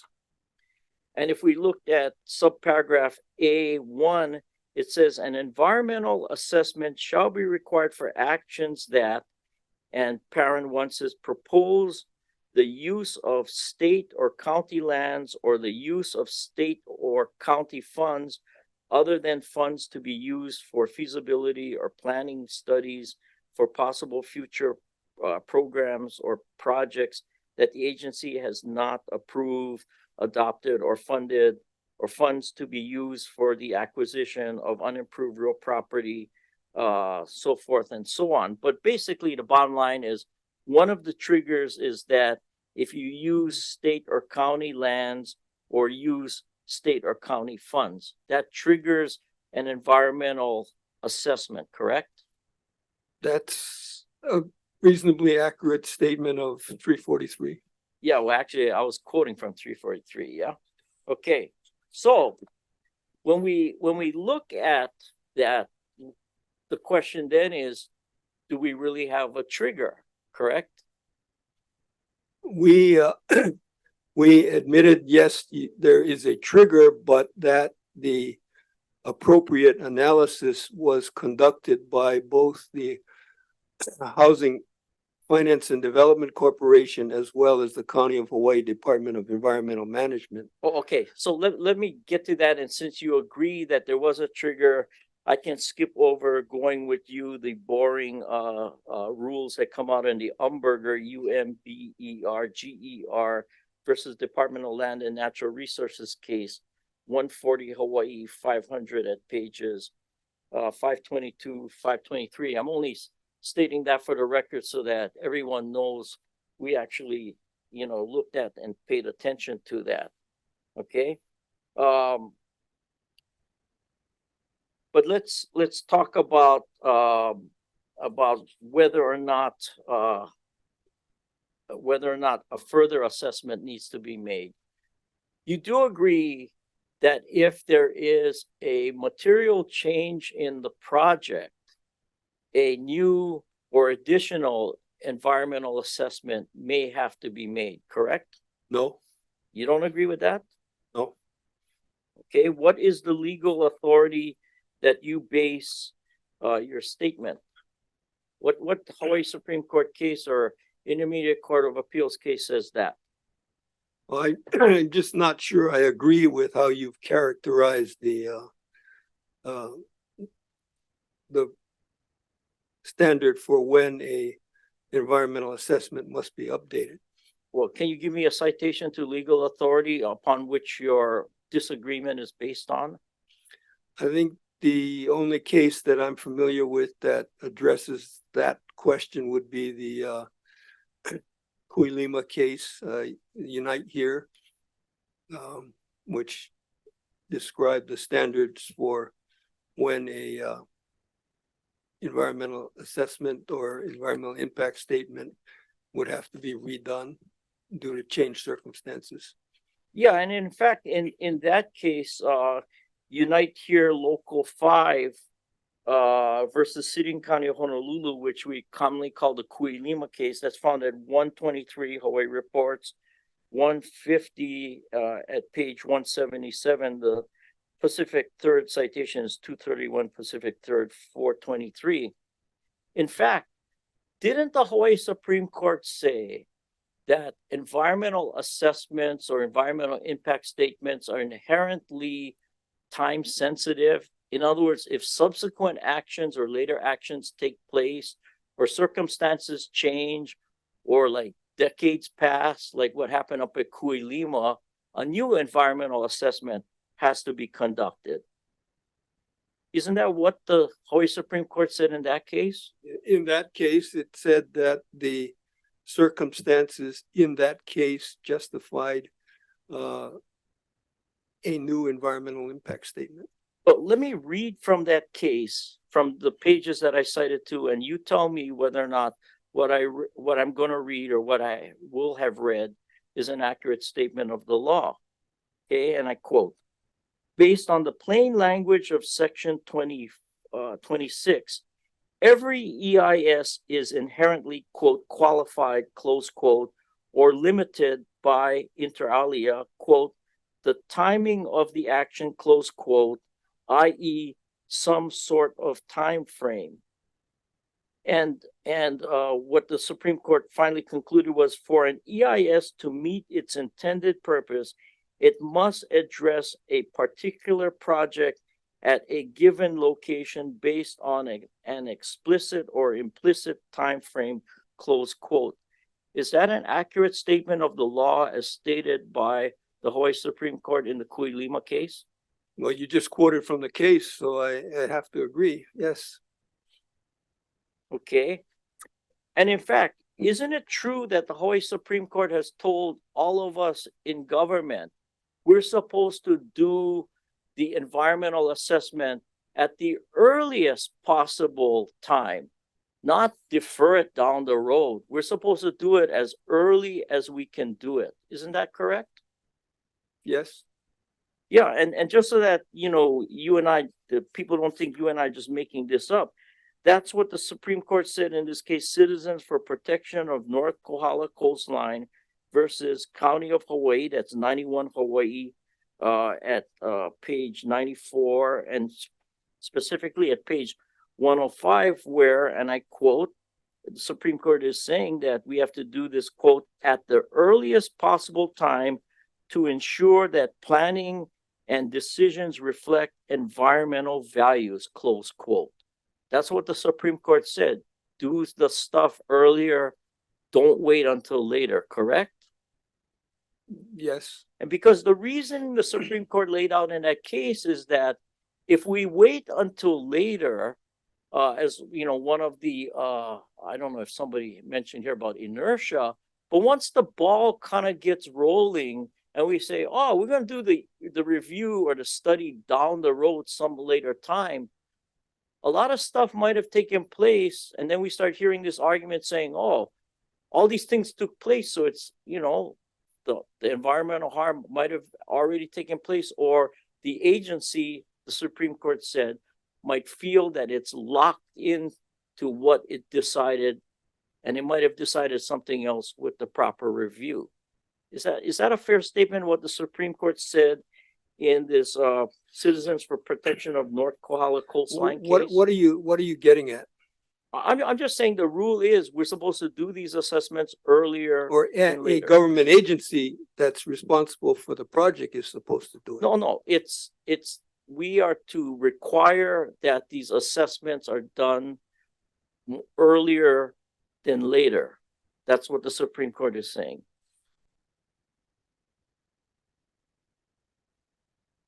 You agree that that's what the Supreme Court said? I agree that the responsible agency is supposed to conduct the assessment earlier than later. I'm not agreeing that the Land Use Commission is the responsible agency for purposes of the wastewater treatment line. Okay, well, you know, the findings of fact state what they state. So let me move on because I don't want to belabor the point. Let's switch to Kapa'akai. Yes. Can we take a? Oh, break? yes. Okay. I think as we transition to Yeah, your okay. questions on Kapa'akai. Yeah, okay, So thank you. let's resume, and it's 12:05. We'll recess for 10 minutes and come back at 12:15. Thank you.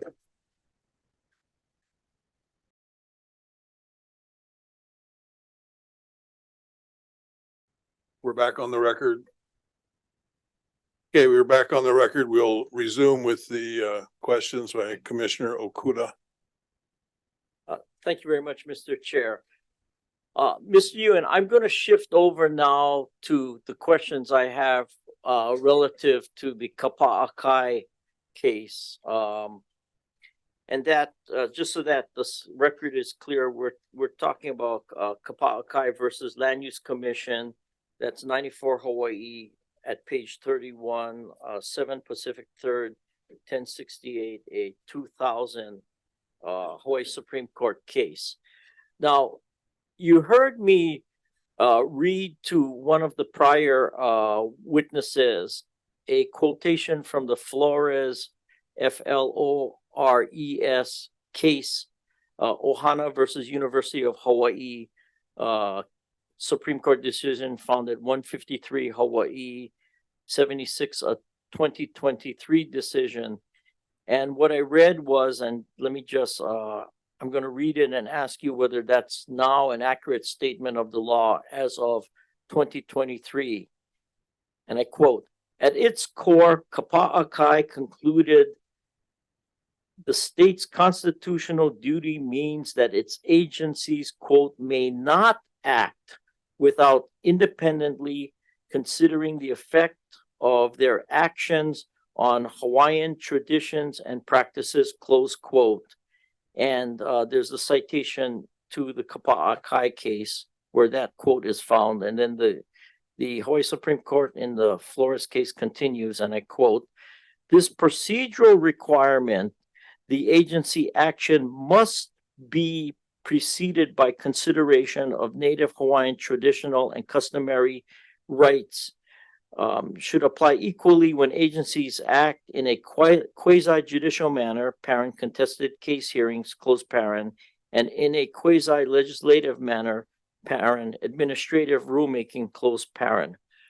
Was that, or what I read to you just now, is that an accurate statement of the law as enunciated or stated by the Hawaii Supreme Court just a few months ago in this year, 2023?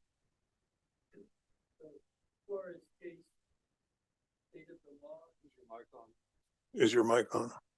Flores case stated the law in Hawaii, and that's the law. Okay.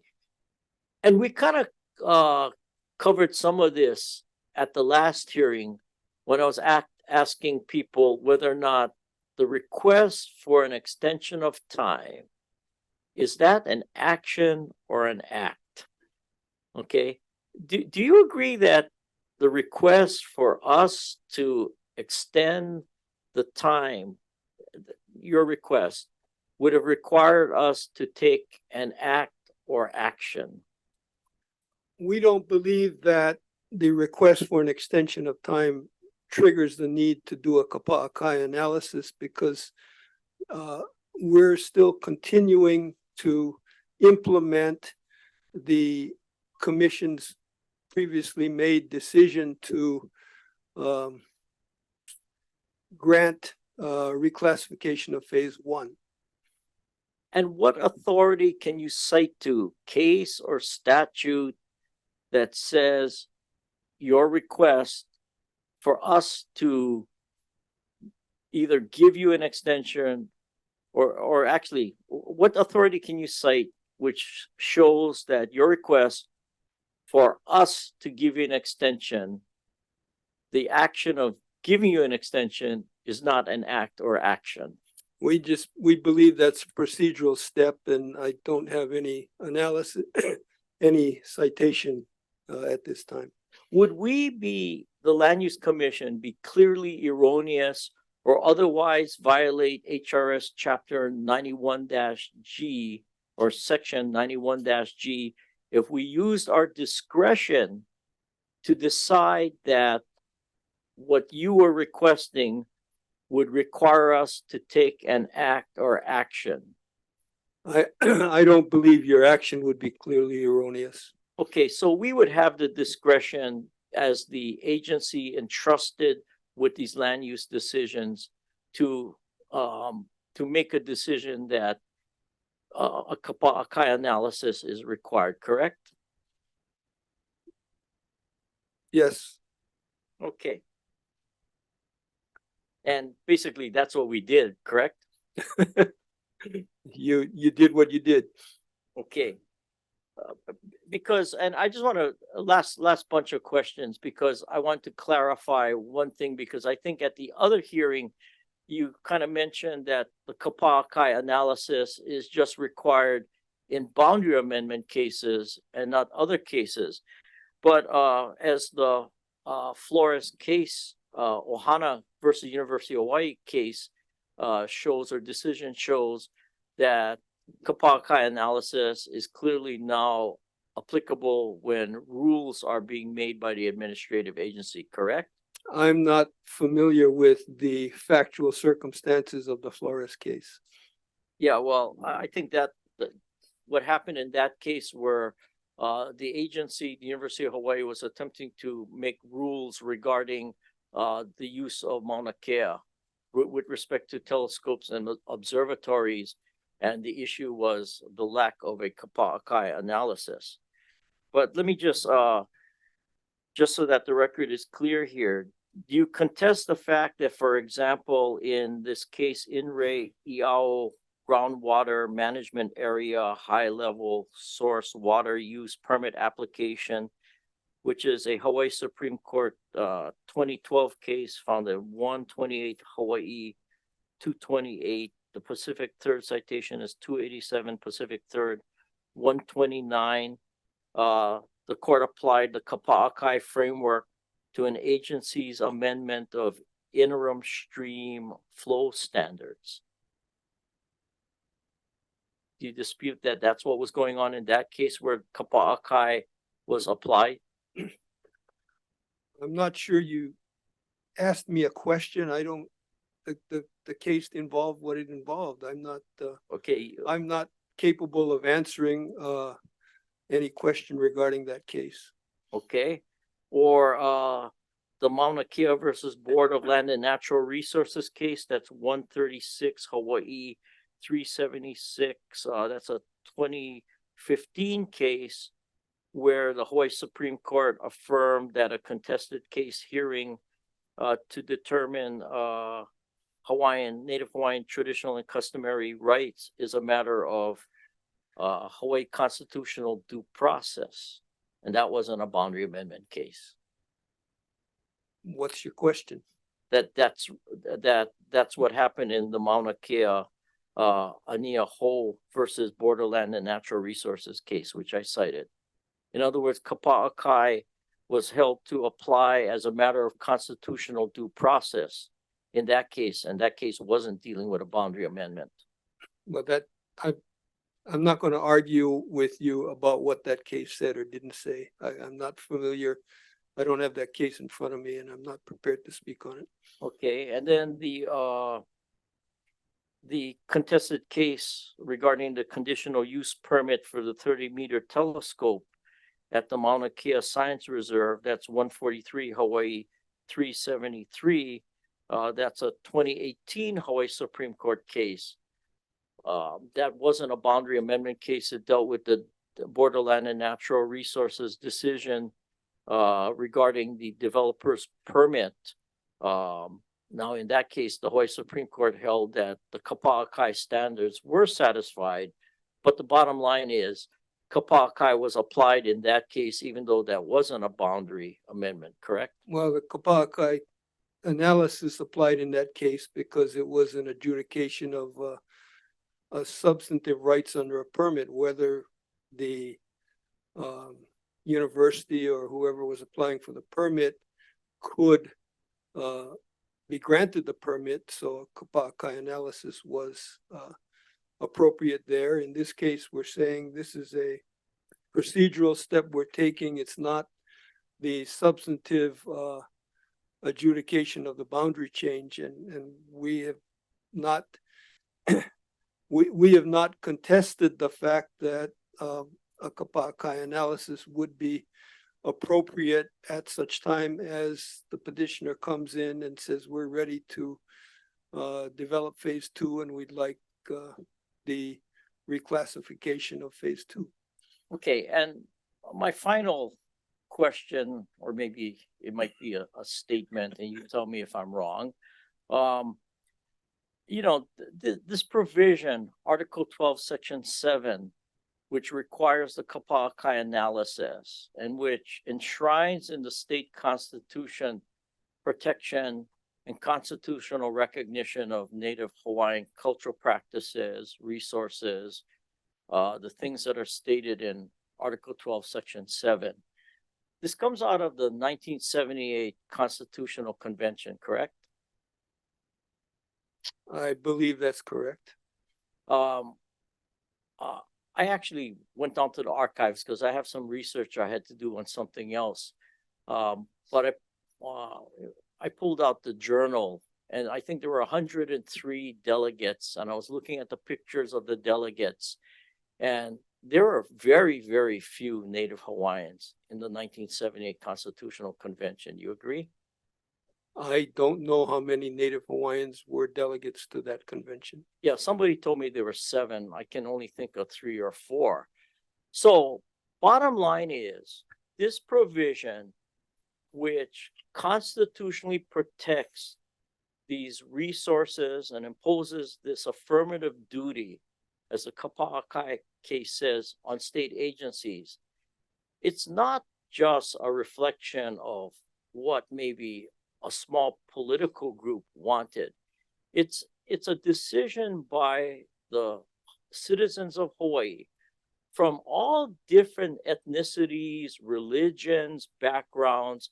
It's a statement of what makes Hawaii, in the eyes of the delegates of the convention, unique and special. And so all I'm saying is this: if it seems like we're being very strict about the application of what the Supreme Court is requiring us to do, it's not only because the Supreme Court has told us multiple times we gotta be strict, we have an affirmative duty, but I think it really reflects the hopes and goals, community goals of the members of the people who live in Hawaii, the rainbow of people here. And so I have no further questions, Mr. Chair. Thank you very much. Thank you, Commissioner Kuda. Commissioners, any other? Commissioner Higashi. Oh, there it is.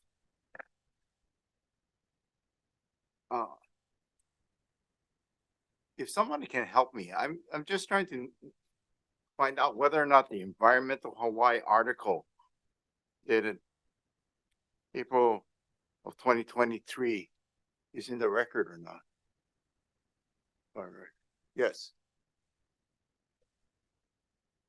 So it's part of the record. So what I wanted to ask is the involvement, the allegation of the involvement of RCFC.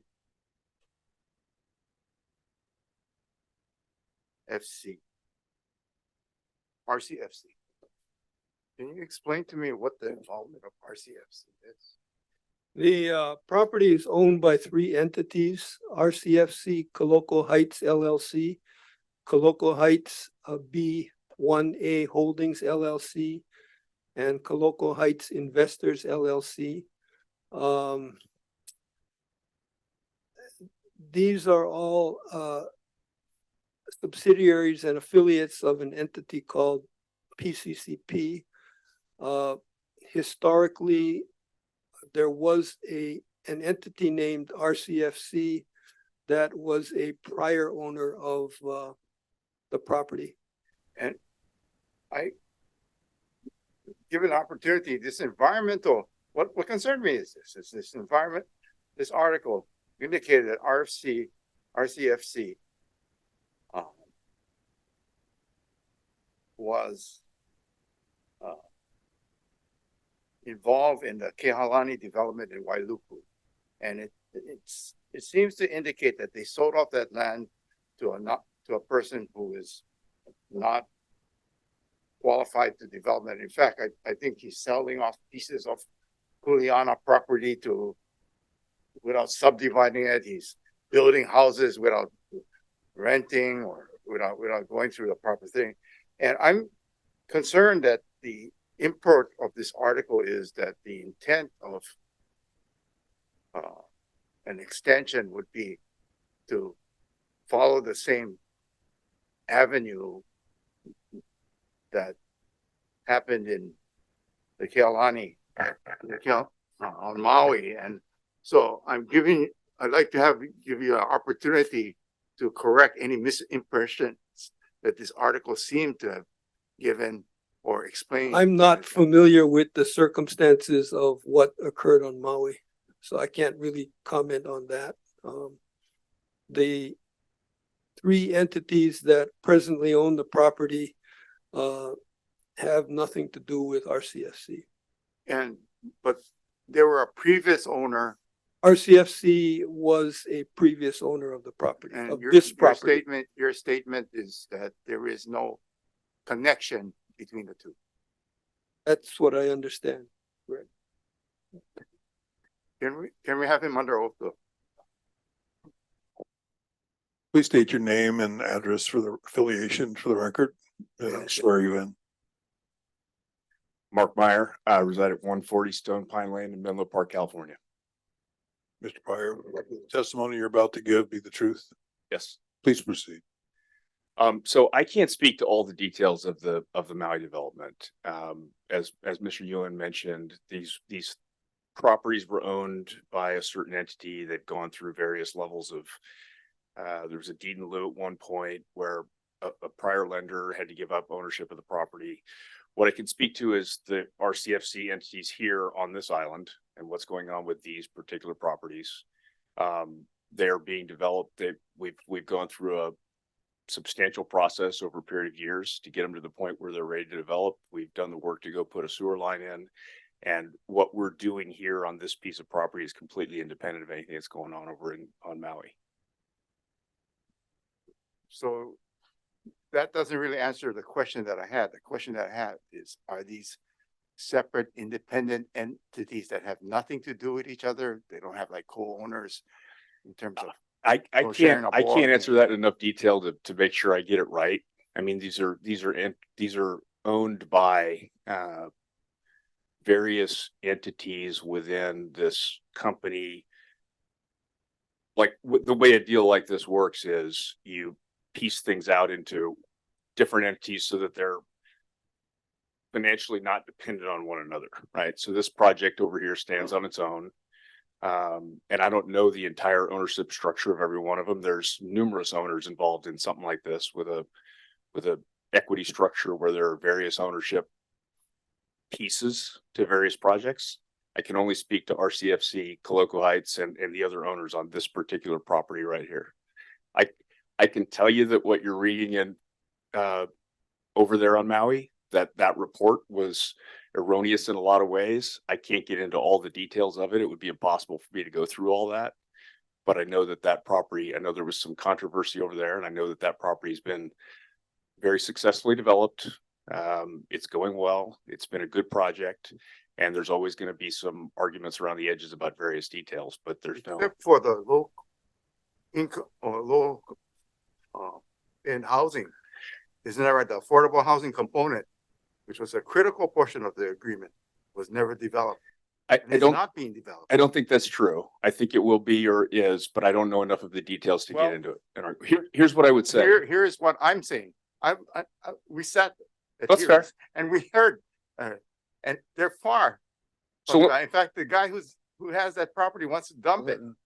So let me speak to that concern here, because what you see here is that we have 100 units of affordable housing being very successfully developed on our property. I know what you're trying to say. I'm trying to focus on my question. My question is the import of this article.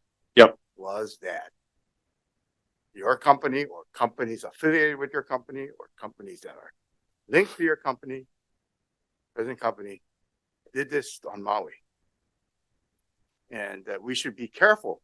So I'm giving you the opportunity to say that has nothing to do with us. We're separate companies. We don't even know who those people are.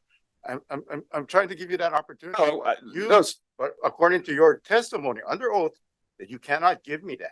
No, this is not a situation where we don't know who any of them are. I can't give you personally the entire and I accept that organizational of everyone there. But what I can tell you is this project here stands on its own, and we have 100 units of affordable housing very successfully going up right now with one of the most reputable companies on this island working with us.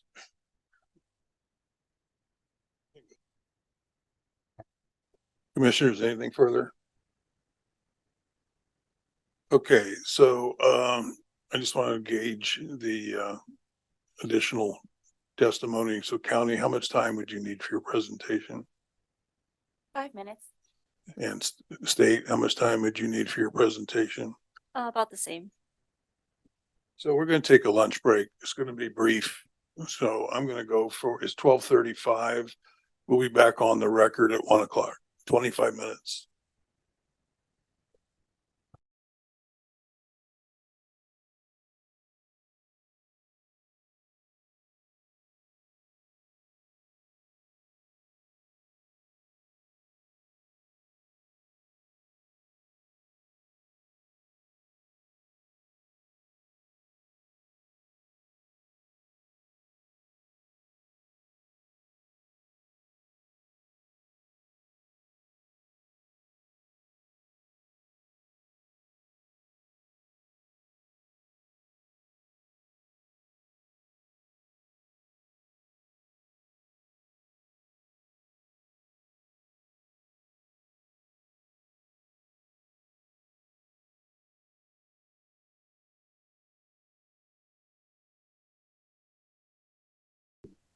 You. I'm going to let Deputy Planning Director Jeff Darrow briefly give the county's position on this project.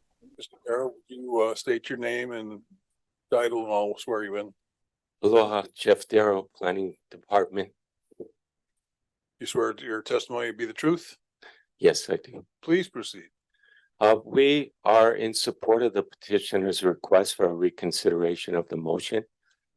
As we've mentioned throughout the hearings, we're in support of this project. It's from a planning standpoint, this is located within the appropriate area that we want to see growth in Kona. It's within the low density urban general plan. It's on the edge of the urban expansion area. It's surrounded with smaller agricultural lots to the east of Mauka. To the north, there's existing urban lands. We also see this as being consistent with the Kona Community Development Plan. It's located within the Kona urban area. It's within the concurrency zone of the Kona Development Plan. It's just Mauka of one of the neighborhood transit-oriented developments. These petitioners, applicants, not maybe not just including these, but also past, have put in a considerable amount of money into this project with off-site and on-site improvements, including affordable housing, including putting in the connection for Hinalani, water transmission lines, water, a 1 million gallon water tank, street lighting.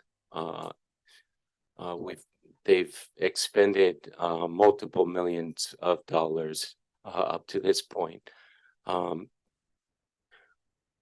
You know, overall, as we hear on a regular basis, there's a housing crisis in Hawaii. It's difficult. Each one of us here that are sitting here live in a house. We're fortunate to live in a house. We want to be able to continue to have housing options available to the locals, to our community. The only way that's going to happen is if we have development occur. This development is going to provide over 1,000 units, including the construction of the affordable housing units that are underway at this time. The petitioner has made known that they're planning on doing additional affordable housing units in phase 2. They also indicated that any studies that need to be done can be done at the time of reclassification of phase 2. Again, we are in support of their motion. Thank you. Thank you, Mr. Darrow. Commissioners, questions for the county? Commissioner Uegashi. Jeff, I'm sorry. Deputy Director, I just have a few questions about this. My first question is, if we don't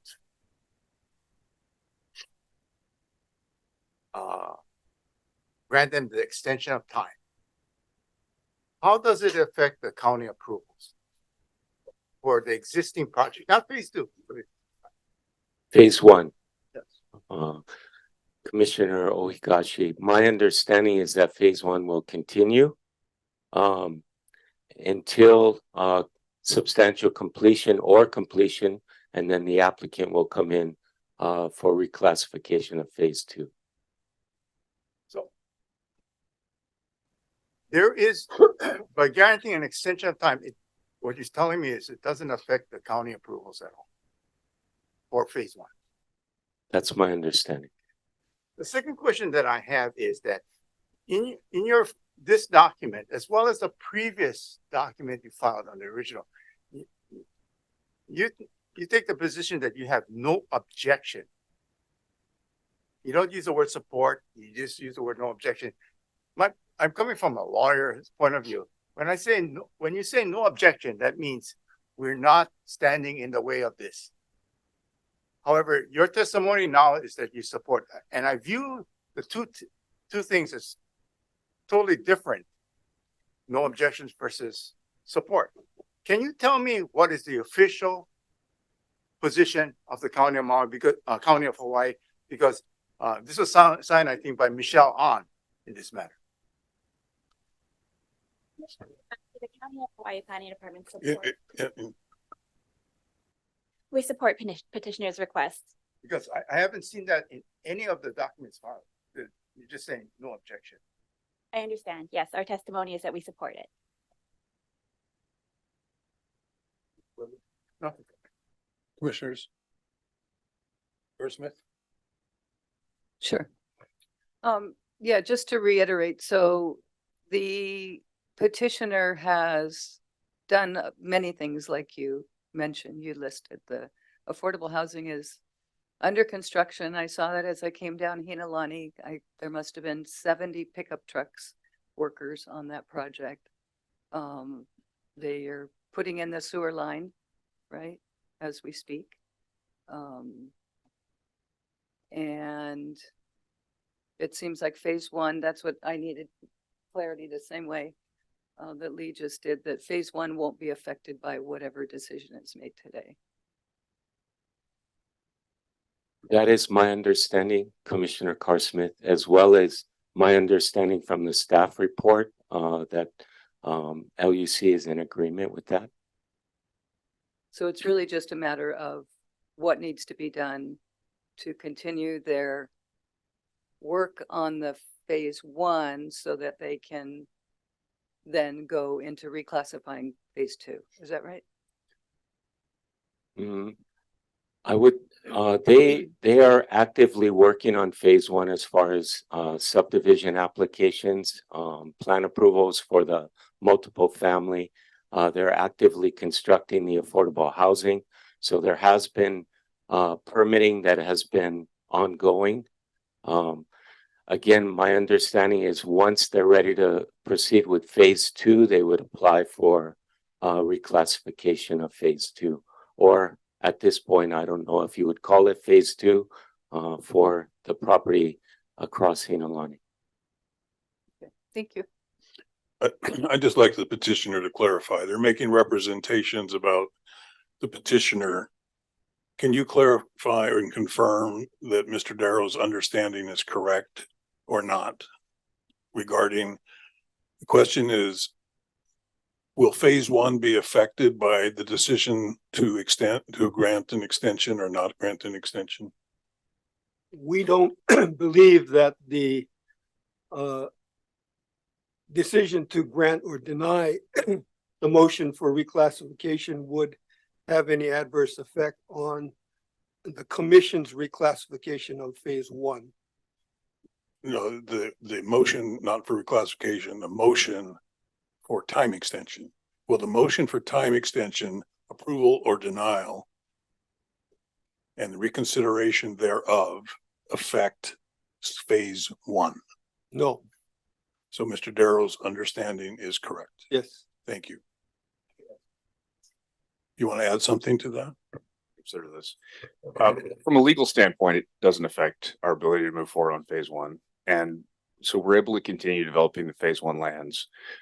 Part of what makes this an attractive project going all the way through to provide all of the housing that we plan to provide out here is knowing that if we meet certain benchmarks, once we've finished the phase one lands, that then the remainder of the land gets rezoned per the original agreement. So from a standpoint of the long-term viability of the entire thing, that's the reason why we're here making this request, because we've made substantial investment of time, effort, energy, and treasure to get to this point in the process, based on the fact that our plan was to go ahead and develop the entire property out.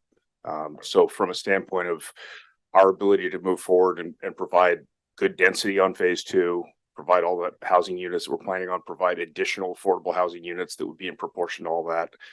All those things are affected in the long term by this extension decision. That's the reason why we're here asking. So I want to clarify, because I'm not sure you and I have a common understanding of the process. Okay. So this is not a zoning question. First of all, it's a time extension for consideration that was denied previously, and they're asking us to reconsider that time extension. Under all circumstances, if you want to build and go forward with your project on phase two, that land has to be reclassified as a district boundary amendment, in which you have to come before this body and present your case for why and under what circumstances phase two would be reclassified to urban. Correct. So the reason for the request for the time extension is that there is a very direct roadmap in place with the existing agreement that says we need to finish X, Y, and Z in order to then come back and have that. Do you understand that you can proceed with your request for a district boundary amendment for phase two right now? We could, but we have an agreement in place right now that says if we finish certain things, then the boundary amendment happens. No, you don't. What agreement? We have the conditions in the decision in order granting approval of phase one that says approval of phase two is conditioned upon a satisfactory completion of phase one. But we recognize we still have to come before the commission for that approval. That would be a district boundary amendment, the DBA, for the property for phase two. It's not automatic.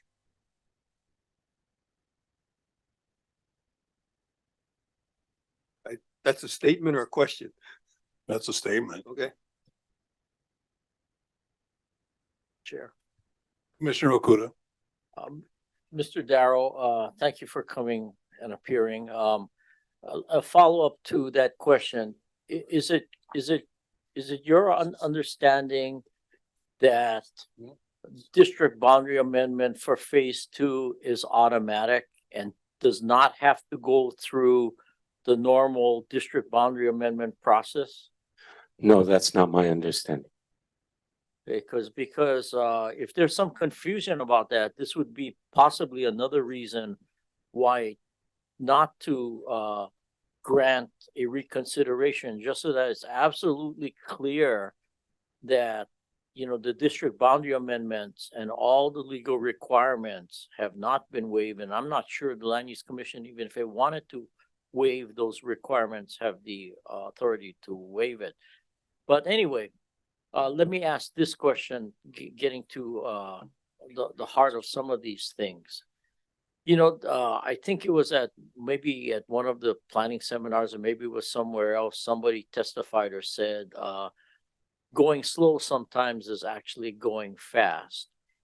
You know, part of the problem when a project is delayed or has a time history over 40 years or 30 years or even 20 years, the law changes. The Supreme Court comes down with different decisions. Sometimes the legislature might pass a statute, the county might pass different ordinances, things like that. So circumstances and legal situation changes. If, you know, that is just seems to be the nature if you delay moving forward with your project, that the law changes and sometimes you got to comply with the new legal landscape. Do you agree that's a fair statement? Overall, I would agree. I'm if you're trying to apply it to a specific subject in relation to this application, that might be something we can further discuss. Yeah, I was just mentioning that as a general statement, but let's talk more specifically here. Would it be totally out of the box as far as possible outcomes that if we ignore the Kapa'akai requirements as it's been repeated or clarified by the recent Hawaii Supreme Court case in the Flores case, if we ignore that, if we ignore the series of Chapter 343 cases, starting with the Kuilima case and going up to Umberger and these other cases, wouldn't that put any project, not only this specific project, but expose a project to future litigation by, you know, lawsuits filed by members of the community or other organizations, and in fact, delay ultimately getting the housing that everyone needs or the development that's intended or planned for. In other words, if you ignore the requirement of law, it really doesn't make the process faster. It actually slows things down. Is that an unreasonable view of what can be one of the possible outcomes of ignoring the law? Respectfully, Commissioner, I understand that's a hypothetical because the County of Hawaii is not proposing that anybody ignore any applicable case law or constitutional requirement or rule or ordinance. In this instance, it doesn't seem that the Kapa'akai analysis or the 343 triggers have been met. It seems like this is not the appropriate time for that to occur. We're not saying ignore anything that applies, but when the time comes, certainly that work needs to be done. Well, you heard me read that section out of the Flores case, Ohana versus University of Hawaii case, where the Hawaii Supreme Court said, and I quote, "At its core, Kapa'akai concluded the state's constitutional due process means that its agencies, quote, may not act without independently considering the effect of their actions on Hawaiian traditions and practices," close quote. We're being asked to take an action here, correct? I'm not sure that the Land Use Commission is being asked to take an action at this time, and I don't have a copy of the Flores decision with me, so I'm certainly not going to dispute the wording that you just read. But my understanding of the Kapa'akai case is that that analysis doesn't mean that just because Native Hawaiian or traditional or customary practices will be affected or impaired, that development has to stop. There are those three prongs, right? The first is the scope of the existence of any such practices. The second is, will they be affected or impaired? And the third is, if they exist in this land area, what feasible actions could the Land Use Commission take that would reasonably protect them? Okay, So let it's me not stop saying you right protect- there, because that's going off focus. And by the way, you know, I kind of forget things, so I'm not sure if you were here at the original hearing, but I asked this question because, and this is even before Flores was decided, because in Kapa'akai, the Hawaii Supreme Court used the word act or actions. And I asked everyone here, you know, what does the word act or action means? Because usually an act or action means that you're asking somebody to do something. And we were being asked to do something here, which is grant an extension. So the question really is, What's your legal authority that you can point to which indicates that asking us to, or the land use commission granting an extension of time is not an act or an action? Because and I don't want I think that's what it means or it doesn't mean. What I want is citation to legal authority, because otherwise, well, let me ask you just that limited question. Can you cite to legal authority that states or holds that the land use commission granting an extension of time is not taking an act or doing an action? As far as I know, there is no legal authority saying either way that it is or is not an act or an action. I Okay, do know that the Attorney General's office has issued opinions on whether certain other types of governmental activities are acts or actions that trigger relevant analyses, such as subdivision approvals or issuing building permits. I know we have opinions on those. As far as I know, there's not an opinion or a case about whether or not an extension is such an act, but arguably it would be whatever the underlying request is, that would be the act. An extension would give more time, but it's not, you know, giving anyone permission to do anything that they didn't already have permission to do. So in other words, if we grant the extension, that's not an act. But that's not taking an action. I'm sorry, excuse me, hold on just a moment, please. I think.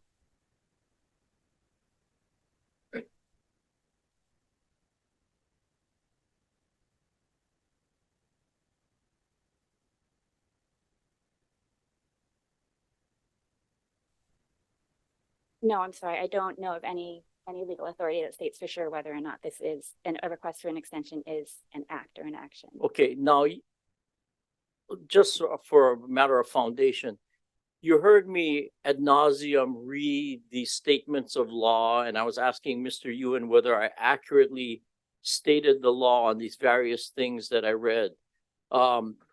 Can you point to anything that I quoted or said which was not an accurate statement of law? Because I don't want to go over all those same questions with you. Is there anything that pops out in front of you that you recall that, you know, I misstated the law or misstated a statement of the law? I can't answer that question. I'm sorry. I was present and I heard you reading to Mr. Ewan.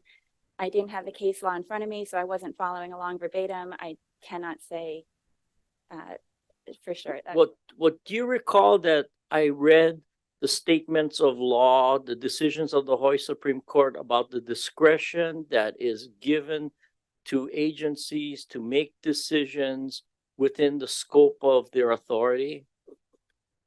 I recall you speaking with Mr. Ewan on that topic. Yeah, and do you agree that the Land Use Commission has the discretion to determine whether or not what we are doing is an act or an action, as that term is used not only in Kapa'akai, but in Flores? That we have the discretion because it's within what we're doing to make a determination whether we're taking an act or an action? I think that it is arguable at this time. Arguably, yes. Arguably, yes. Yes, the Land Use Commission does have that. Do you know of any case of, yeah, arguably, well, do you know of any, just so the record is clear, do you know of any legal authority that says we don't have the discretion to determine what is an act or an action? None that I can set right now. Okay. Do you see any harm really if a Kapa'akai analysis is required to be done more sooner than later?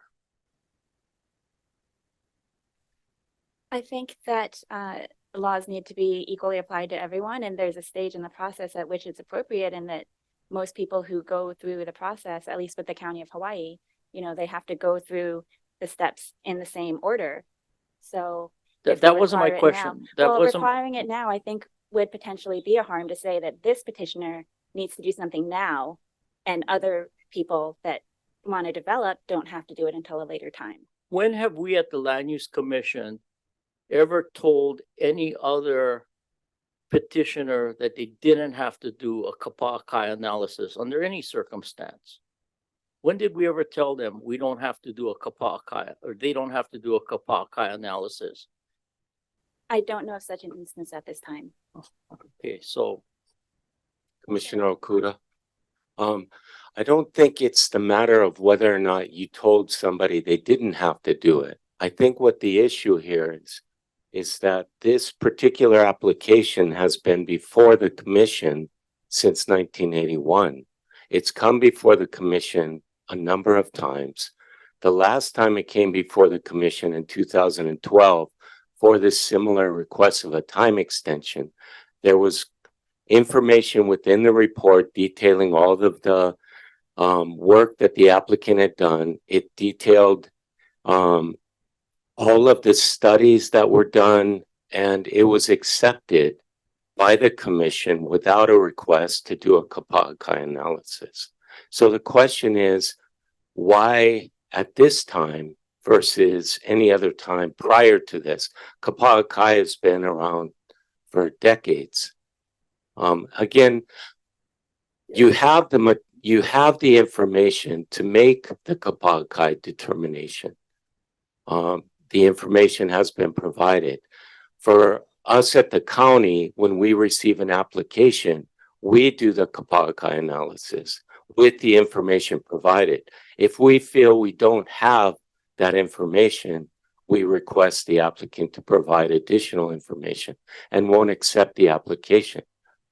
okay, well, for me personally, I apologize to the community if I didn't raise the kapa'akai requirements in a situation where I should have raised it based on the standards that I'm enunciating now. Thank you, Mr. Chair. No further questions. Thank you, Commissioner Kuda. You know, the look on the faces of the petitioner when I made my statement a moment ago about the absolute requirement caused me to go back and take another look at the original decision and order from 40-some years ago. And it does state that in essence, I'll paraphrase, it does state, and it is arguable, that merely by completing phase one and meeting all the conditions of phase one, that redistricting for phase two would be automatic and you wouldn't have to go through the process. But by virtue of the fact that, and that was if phase one was completed originally within the 5 years, but it wasn't completed within 5 years. And instead, there's been time extension after time extension after time extension after time extension. Huh? Without extending the original 5 years. And then the time extension was denied. And now the real crux that I think you guys are trying to fight for was the opportunity to proceed with phase two without doing a DBA. So I do think it's material. My reading of it and my takeaway from it, it sounds material to you folks that if we stand with our prior decision not to grant an extension and you want to proceed with phase two, you have to go to a DBA. If we reconsider and extend it further, I think it becomes arguable whether you have to do a DBA or not because of that 5-year term. So I think that's what this is about. So my question to you is, am I reading this the way, can you correct me in how I'm interpreting this recent read of the original decision from 42 years ago? I think you're right that if you essentially grant us another extension, there's the presumption that the DBA would be granted. However, the commission always has the discretion to impose additional conditions, and the changing circumstances such as the kapa'akai decision, which had not been rendered in 1983. Arguably, we would have to comply with that analysis, but perhaps other analyses such as the requirement to study transportation improvements, which essentially have been completed pursuant to the original decision or the water situation, which we have addressed and improved. Some of those requirements may not be present in a subsequent boundary amendment proceeding, should we be granted another time extension. So so I just want to follow up on that line of thought and suggestion. So if this commission grants a time extension with the condition that it would require you to seek a district boundary amendment that included a full-blown Kapaakai analysis and a full-blown 343 analysis, is that something that is within our jurisdiction to, in your view, to make as appropriate conditions? The Kapaakai analysis, yes. The 343 analysis, no, because we to require a 343 analysis would require a trigger.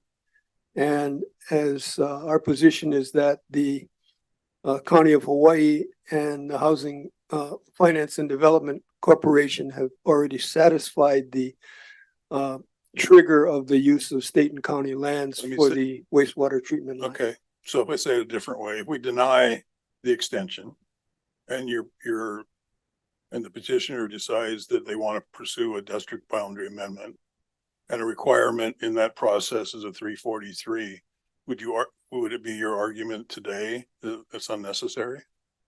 Our argument would be a 343 would be unnecessary unless there were another trigger. You know, if we were gonna. You would rely on whatever analysis has been done by others and previously. For the wastewater transmission line, yes. Okay. Commissioners? Any further questions for the county, actually? Chair, I do have a question. Where are we? Right here. Sorry, over here. Oh, Jeff. Yes, thank Mr. you. Darrell, please. You got me questioning now. I'm like, so maybe originally in the original docket, it might have been, you know, in 5 years you complete this, you're automatically receive redistricting on phase 2. I'm looking at the last application for a motion or findings of fact for the the time extension, and the wording says order granting petitioner's motion for extension of time to apply for redistricting.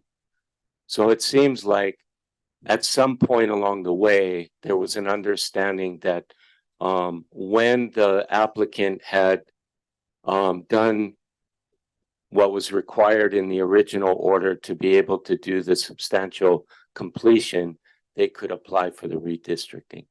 And so it seems like it was, I'm not sure if anyone understood that the way I do, but I have always felt up to this point that the applicant was going to be coming in for an application once substantial completion had been reached. An application under normal circumstances as if it was a standalone application. But it would be phase 2 of this particular project. Correct. Yeah. And I share that view. Thank you. I'm not sure that every commissioner who's been watching this project for 40 years views it the same, but I read now that with the original decision and order, that if phase 1 would have been completed within 5 years as it was proposed and as it was represented to be done, with compliance with all intended conditions at that time, then it would have been pretty straightforward that the district boundary amendment would have been granted for phase 2. But a lot has happened in 35 years. Yes. Thank you. Yeah. Okay. Commissioners, anything further? Okay. We'll move to the state.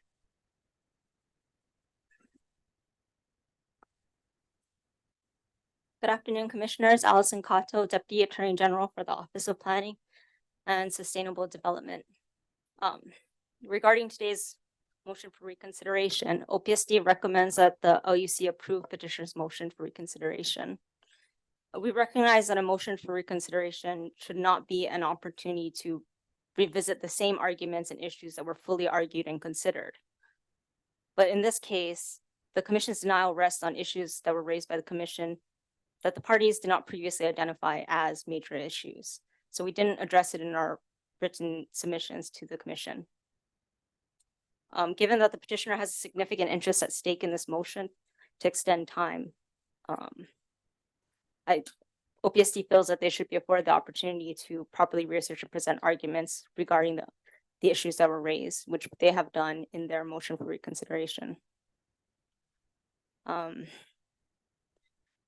reviewed and considered the issues, OPSD does not agree with the application of certain laws, and it's the same issues that have been discussed throughout this meeting. Regarding the Chapter 343 requirements,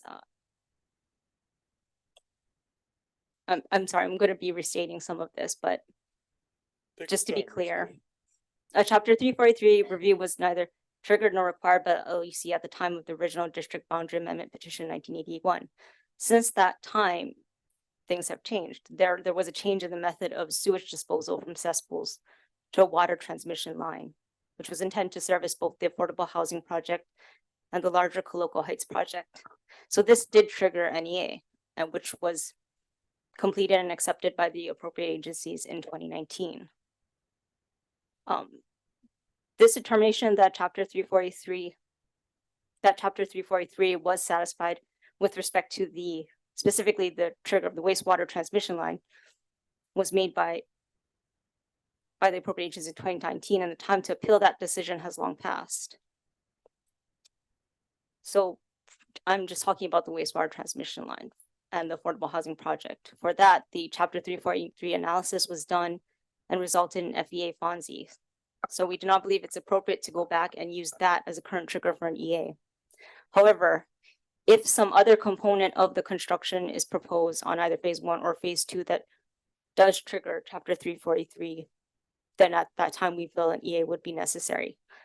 But at this time, there is no trigger that we are aware of. Regarding cultural resources,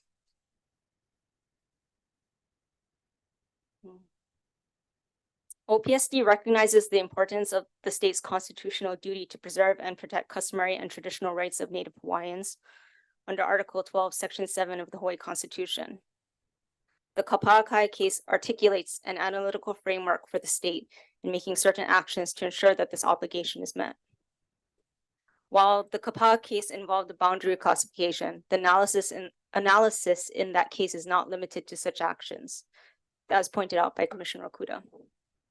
There are equivalent actions that have the potential to impact customary and traditional rights of Native Hawaiians, for which a full Kapaakai analysis is necessary, such as the granting of a special permit, and many other examples that we've seen in case law and opinions.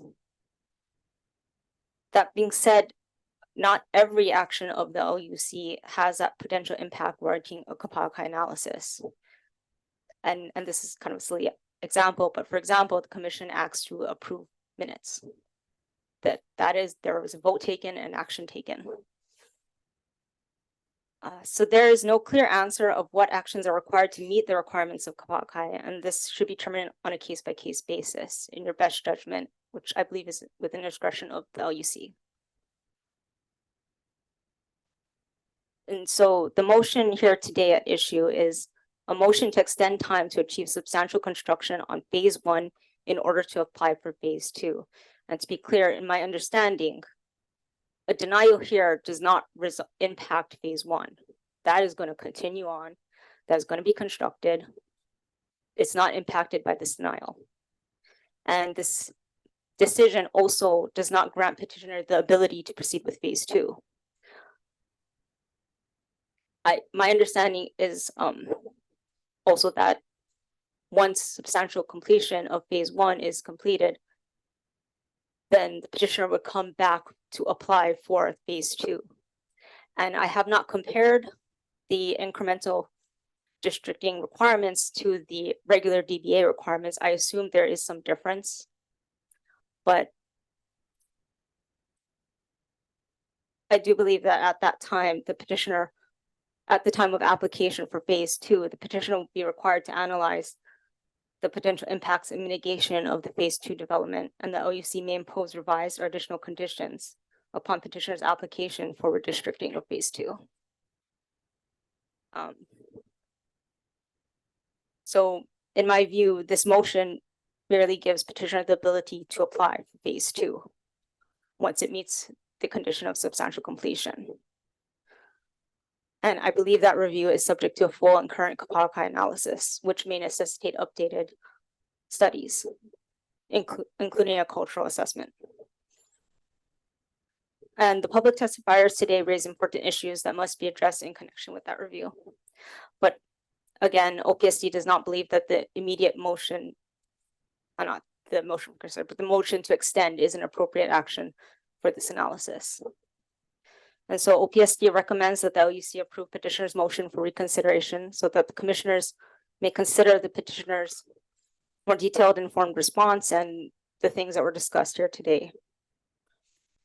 And with respect to the motion to extend time, OPSD's position has not changed on this, and it remains partial approval with modification, specifically a shorter time extension of 3 years, which would give the LUC an opportunity to weigh in at an earlier time if the project is further delayed. Although if you had different ideas on ways to ensure this, such as what we stipulated to in the previous hearing, OPSD may find that acceptable as well. Thank you. Thank you, Ms. Kato.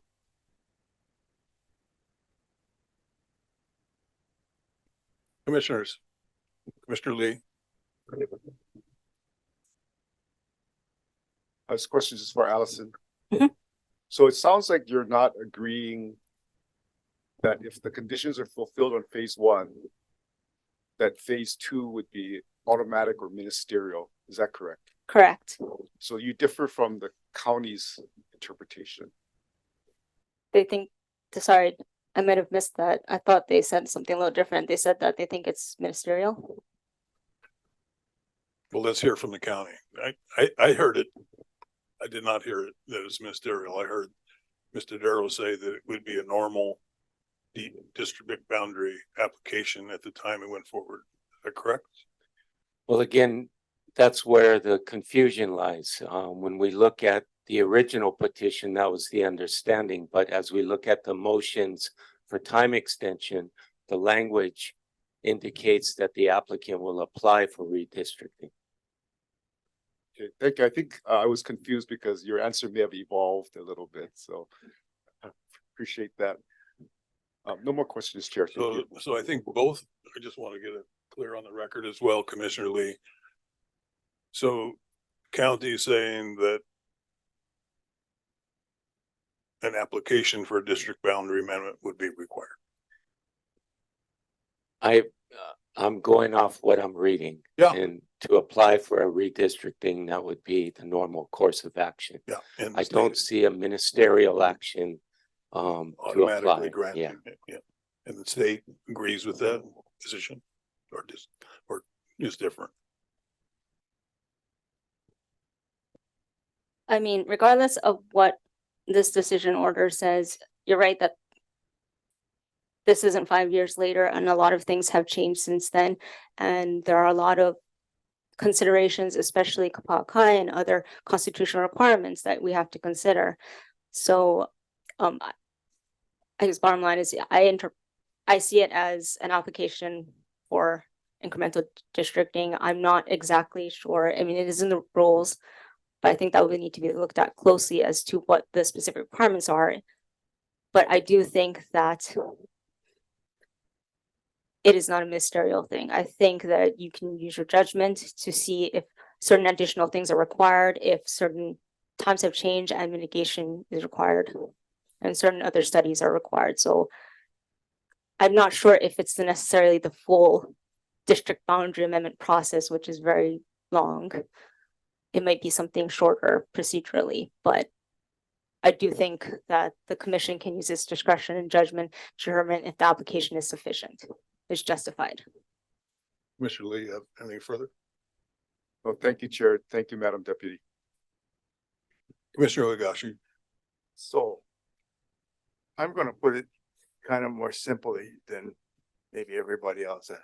My understanding of what your testimony is that if we say, give them the extension, then we're in this fuzzy, not sure what's going to happen in the future kind of event, but we're not sure what exactly will be requirements will be placed upon them.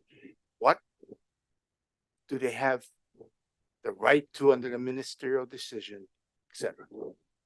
Is that my understanding of what you're saying?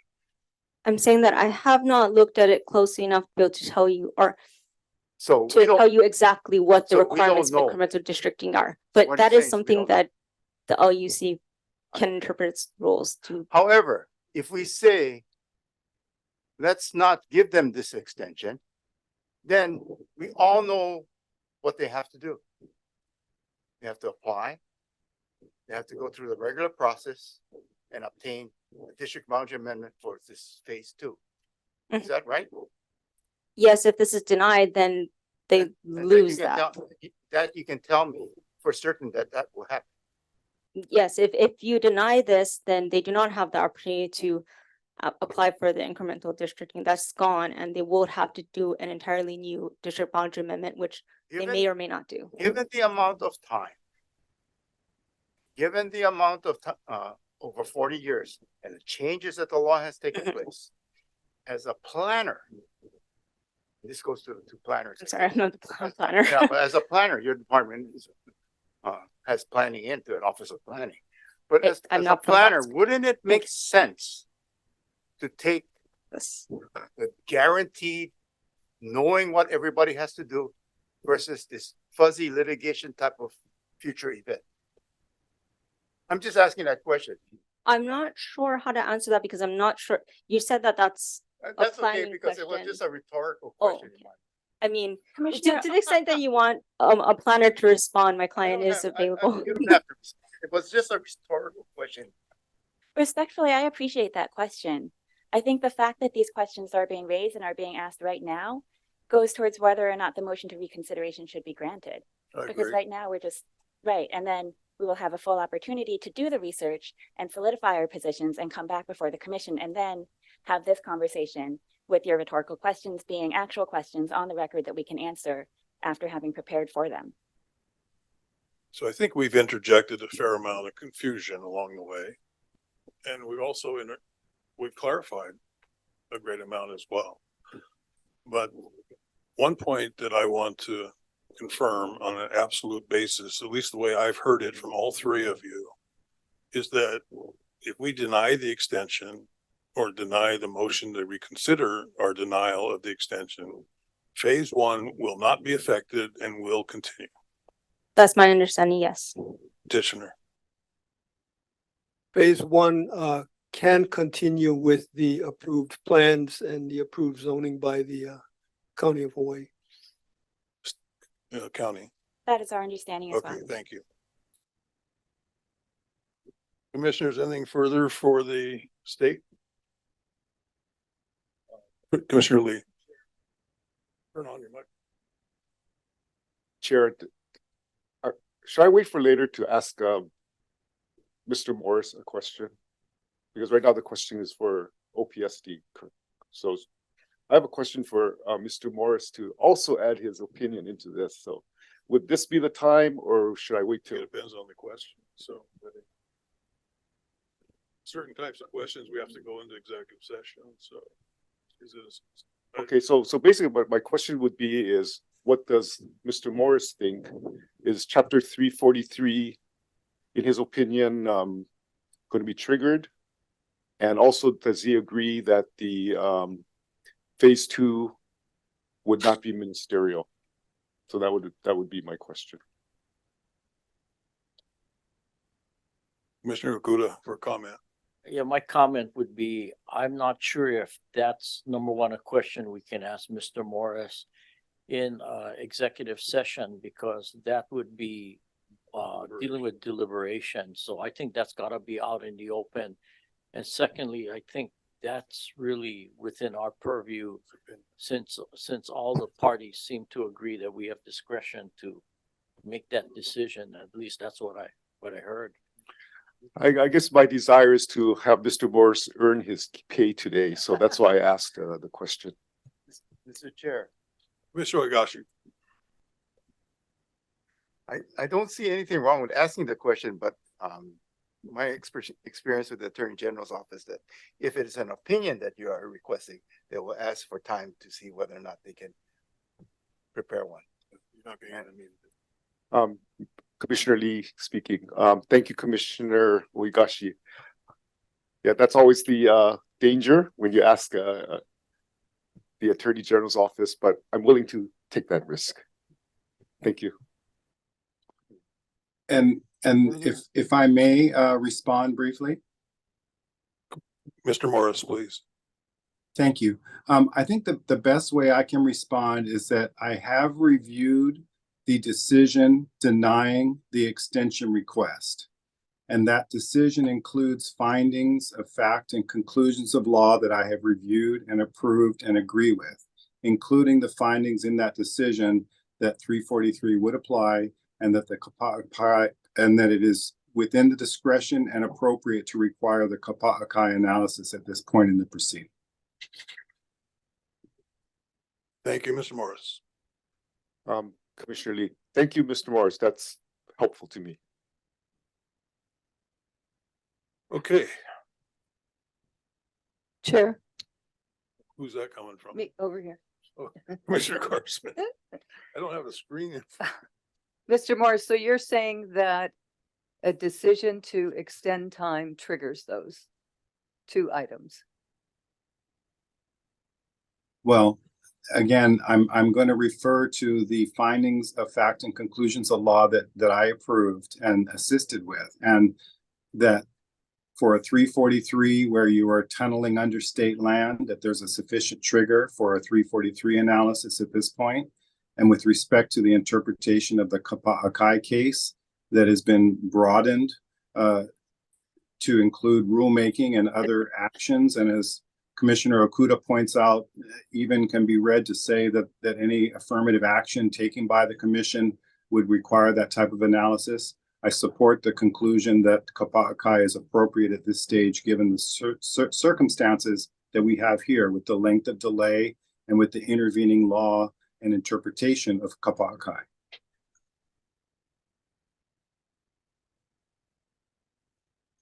Good. Commissioner Lee. Mr. Morris, so do you also agree that the petitioner will have to reapply for the district boundary amendment and that it is not ministerial? Do you also agree with that? Well, that's more of a question of looking at the entirety of the orders that is not addressed in the findings and conclusions. And so I don't really want to speculate about a future circumstance of a DBA application. I will say that if the request for extension is denied and the reconsideration is denied, that again, it's appropriate to say we're all clear on what would be required in terms of coming back for a new DBA request. Okay, so it sounds like you're not prepared to make a definitive opinion on whether they would have to reapply for district or boundary amendment if they get the extension. Is that correct? That's correct. Thank you. Sorry, could I offer one more comment just about the tunneling? I mean, I agree that tunneling in state or county or road or lands would trigger an EA, and in this case it did. And then that's why the environmental assessment was done to address that. Thank you. Thank you, Ms. Kato. At this point, I'm going to give the petitioner an opportunity for rebuttal testimony. Could I ask for a brief 5-minute recess before I do it? You may. Thank you. So we will be back on the record at 2:03.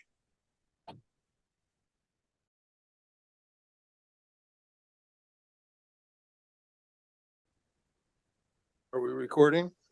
Okay, Mr. Yuan. Mr. Meyer is going to make the presentation. Myers, please proceed. Mr. Chairman, council members, commissioners, thank you very much for your time here. It's been a good, lively discussion.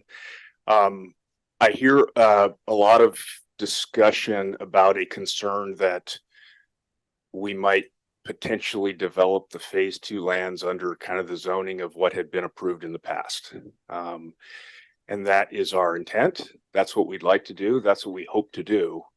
At a prior meeting, we heard concern that by not maxing out the density in phase 1, because we felt it was better to not max it out, that was a result in fewer affordable housing units being built. Certainly, if we're able to get this extension, if we're able to proceed systematically through our development and then get the resulting redistricting in zone 2 lands, phase 2 lands, and continue to develop those at the moderate density that we have planned for this size, it results in a lot more overall housing for the community and certainly a lot more affordable housing for the community. If we don't have that in place, then we have to explore all options of other ways to develop the property potentially, which include developing under the existing ag zoning.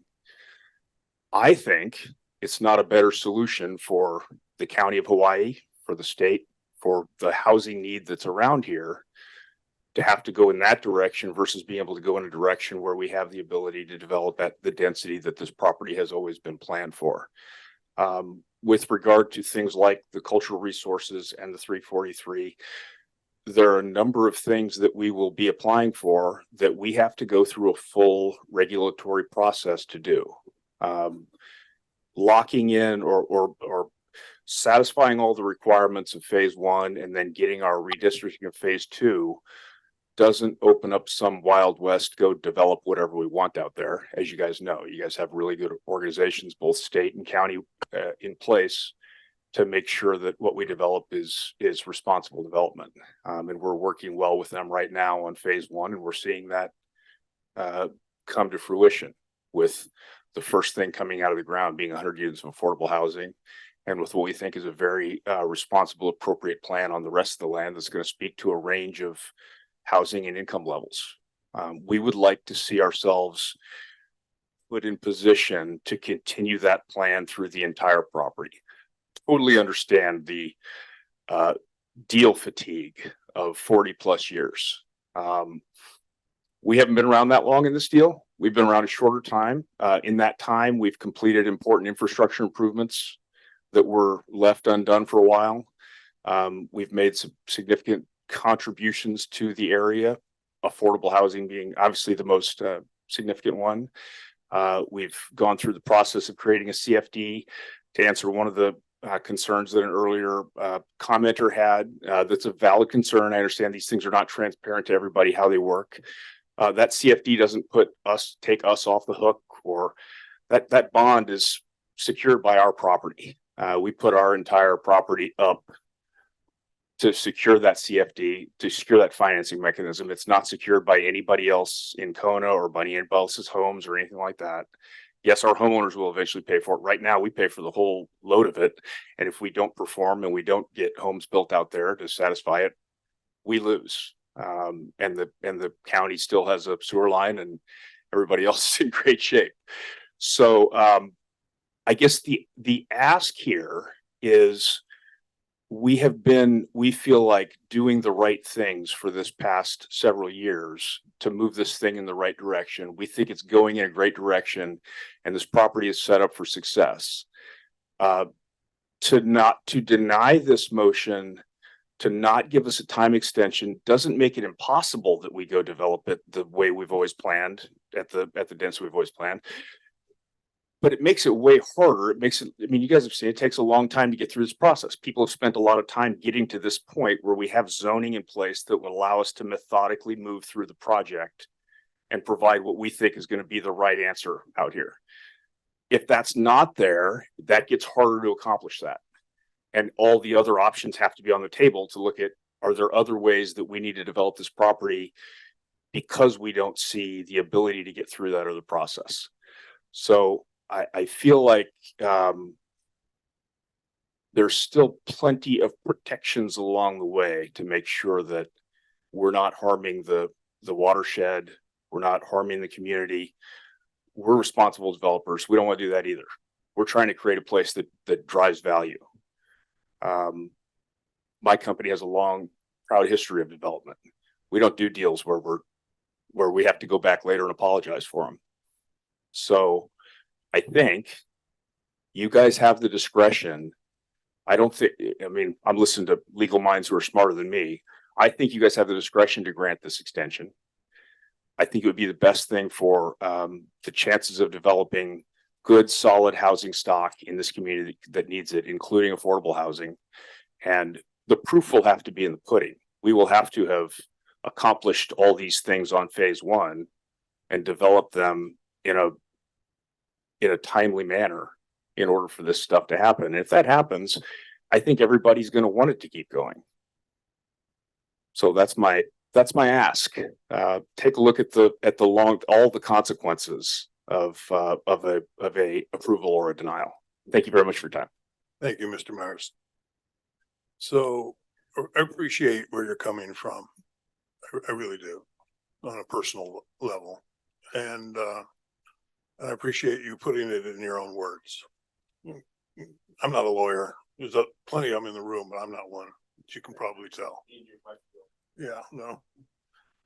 But I'm trying to figure out, to distinguish what really is the difference here between what you call your proceed in an orderly fashion as planned and the disruption that would be caused if we do not grant the time extension.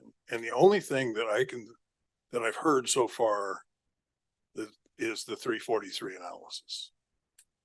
So other than the 343 analysis, which your attorney has said that you would argue is unnecessary because it's already been done by others as part of the sewer thing.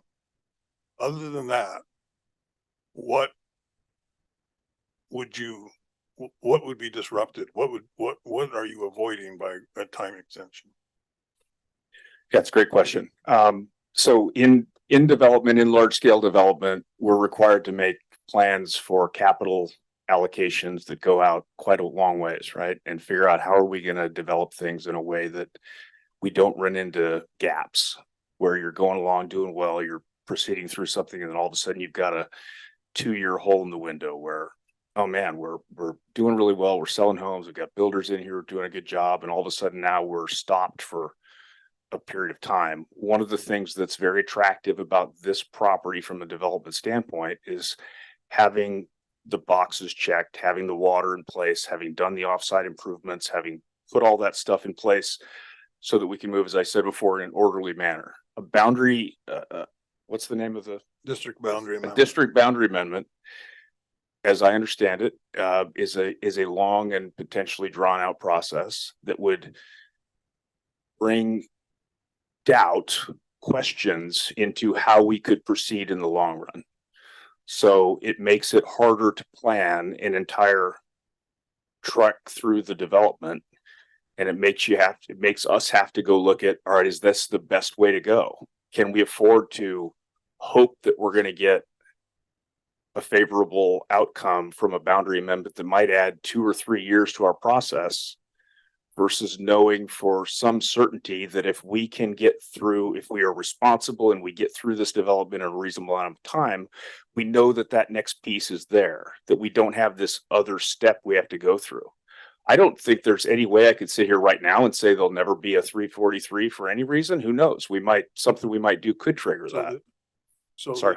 I think we got off track a little bit there. So in my mind,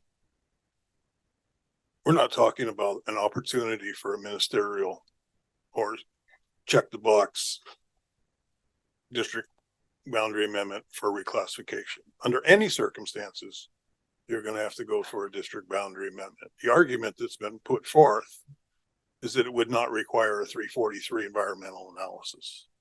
That's the stumbling block that I'm hearing, because I'm not hearing the sentiment of the county or the state or my fellow commissioners that it's a ministerial DBA under any circumstance.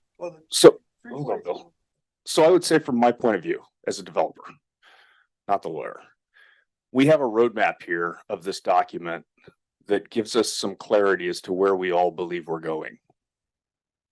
That says, if the Land Use Commission gives the extension, it feels like we're all saying, okay, if we do what we're supposed to do, you guys are saying, yep, this is the roadmap by which you get to that next phase.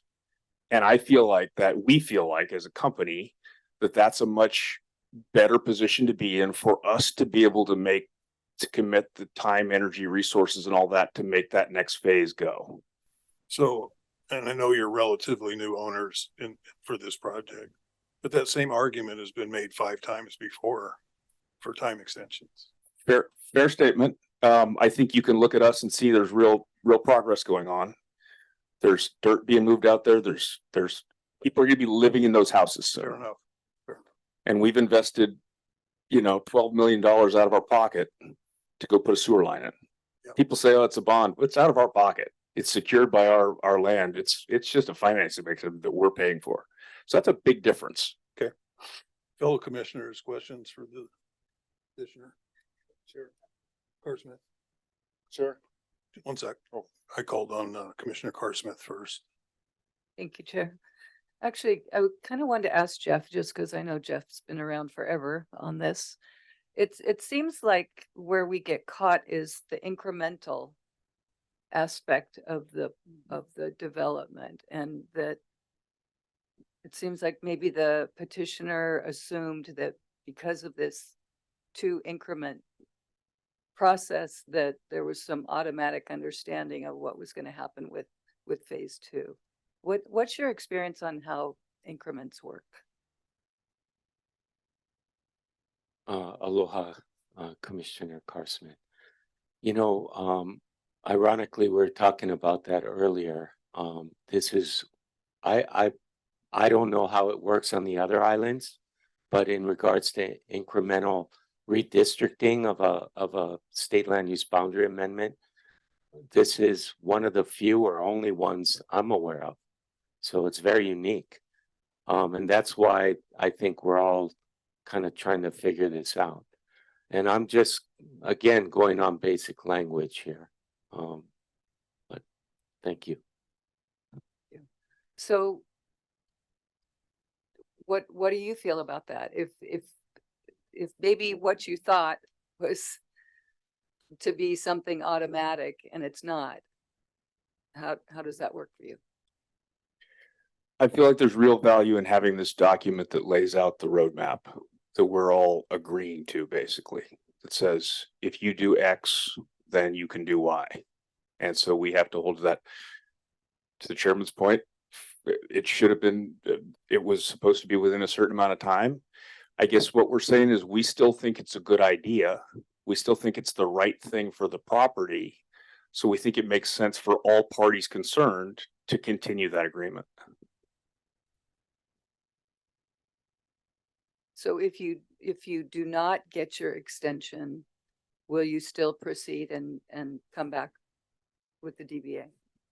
I don't know for sure. If we don't have that extension and we don't have the same kind of surety of what the process, at least of what everybody is basically agreeing to, then we have to examine all the options. And one of those options is developing it under the current zoning. Right. And so if you do get an extension, do you agree with, I think what everybody is pretty much saying is that you need to come back for redistricting and a DBA anyway? I think we need to come back and work under the rules of the existing document. And I think everybody will have to figure out exactly what that is. I don't know if it's exactly the same process that you would normally do, but I think there's a document here that we've been working under that we would come back and work under. I mean, I feel like nobody in here, from what I've seen today, there's a number of opinions of exactly what that is. So maybe what we need to do is take some time to consider this and come to some agreement of what that is. Okay, I'm good for now. Good, thank you. Commissioner Lee. Thank you, Chair. There's probably no one more disappointed than my mother when I state that I'm also not an attorney in this room. But fortunately, my siblings bailed me out on that, as they are unfortunately lawyers. I guess what I wanted to ask you is that, it sounds like what you're saying is that, getting the extension has value to you, even if later on, whether through litigation or whatever, it's determined that you'll still need to apply for a district boundary amendment. Is that correct? I think it allows the conversation to move forward. It's gonna have to be a conversation that moves productively between all of us. Okay, and then, can you refresh our memory? Because it sounds like you're saying if you don't get it, you'll go back to the original zoning, which is ag, so you'd be selling ag lots then. Is that correct? But to be clear, I don't want to be saying I would or wouldn't do anything. I'm saying our surest route to developing as planned is to have this extension and have this sort of general framework agreement. And obviously the reason I bring that up is because I think I hope that some of you might agree that that's the right answer here, that it's that density serves this place better. If people don't agree, then maybe I'm making the wrong argument. But to me, that's the reason why you guys would go in this direction. And if we don't have that surety, then we have to take a look at other options. We can't be in a position of going, well, I don't know what's ever going to happen out there. So like any property that we have for development, we have to figure out at any given time, what's the highest and best use? What's a likely path to success that we might have? And so that would lead us to explore those kind of things also. But I don't know where we'll end up. Okay, so finally, can you refresh our memory as to if you were to go to the ag lot route, how many lots that would be, at what size, versus what you wish to do, how much housing with the density you want? I want to see what the comparison is, if you could refresh our memory. So I could easily be not exactly right on this, but I'll give you roughly what we think. It would be something like 5-acre zoning. So we would have something like 40 lots on that 200 acres. I think the current plan is, what do we have, Bill, like 400?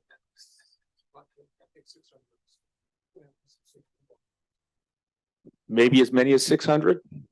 And certainly a percentage of that would be obviously affordable housing. So I think it probably would, honestly, I think it would be less than 600, because as we found on this side with the topography and stuff, it makes sense to not push it all the way to the maximum density, but it would be something like that. Okay, thank you. Thank you, Chair. Thank you. Go ahead, Commissioner. Following up on Commissioner Lee's questions, when you say 50, would that be phase 2 you're talking about, or is that phase 1? No, phase 1, we have a plan in place that we're moving forward on. You're talking about I'm sorry. Yeah, we're talking about. Okay, I assume that's what you were asking. okay, I just wanted that clear in my mind. Yeah, of course. Okay. Commissioner Alta. Yeah, I was just wondering if you, we're talking phase 2 now, yeah? Then what if one of the options is doing ag lots, then that doesn't conform with the county zoning, because this area of urban expansion. So then what would the county do that then? Mr. Darrell. Thank you, Commissioner Alta. The applicant, it wouldn't be consistent with the general plan and the CDP for the area. So this area is for higher density, for urban growth. We can't stop anybody from subdividing and doing their existing zoning. One comment I would like to make, that just to correct the record, when you have Ag 5 zoning or any zoning above 5 acres, it doesn't trigger affordable housing requirements. So there wouldn't be any affordable housing connected to that project.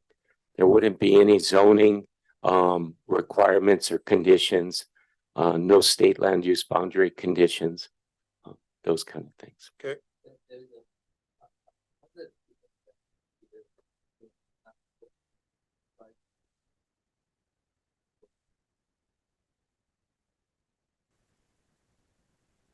Yeah, if, you know, if that means that there's some advantages to just going with the existing zoning then. Correct.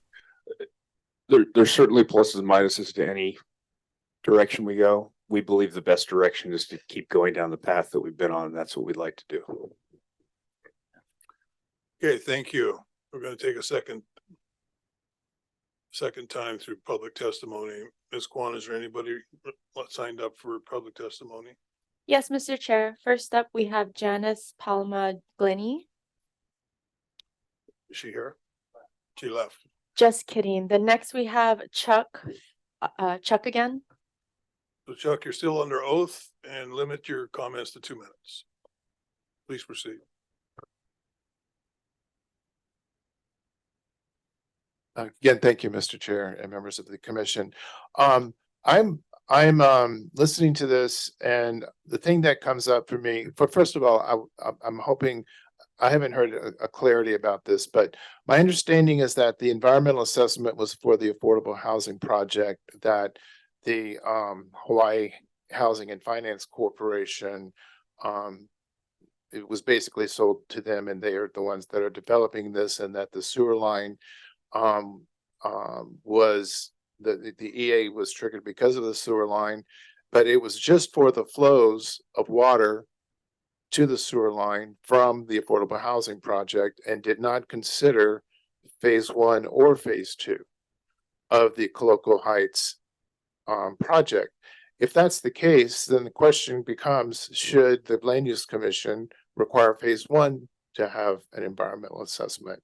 Because the flows of water from that were not considered in the affordable housing EA, and is flowing into a wastewater treatment plant that we may find out is not in compliance with the Clean Water Act, as well as the state constitution's, the state and county's requirement to protect nearshore marine sources. So I guess that's my biggest concern right now is again about 343.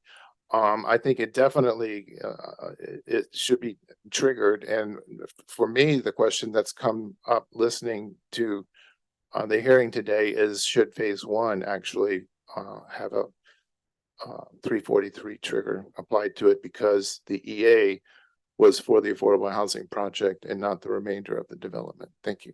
Thank you. Stay tuned. Oh, Petitioner, any questions? Petitioner, state, county, either one of you? No questions. State, thank you. No, thank you. Okay, thank you. Any other additional? Okay. We're gonna proceed with deliberations. Commissioners, the chair will entertain a motion regarding how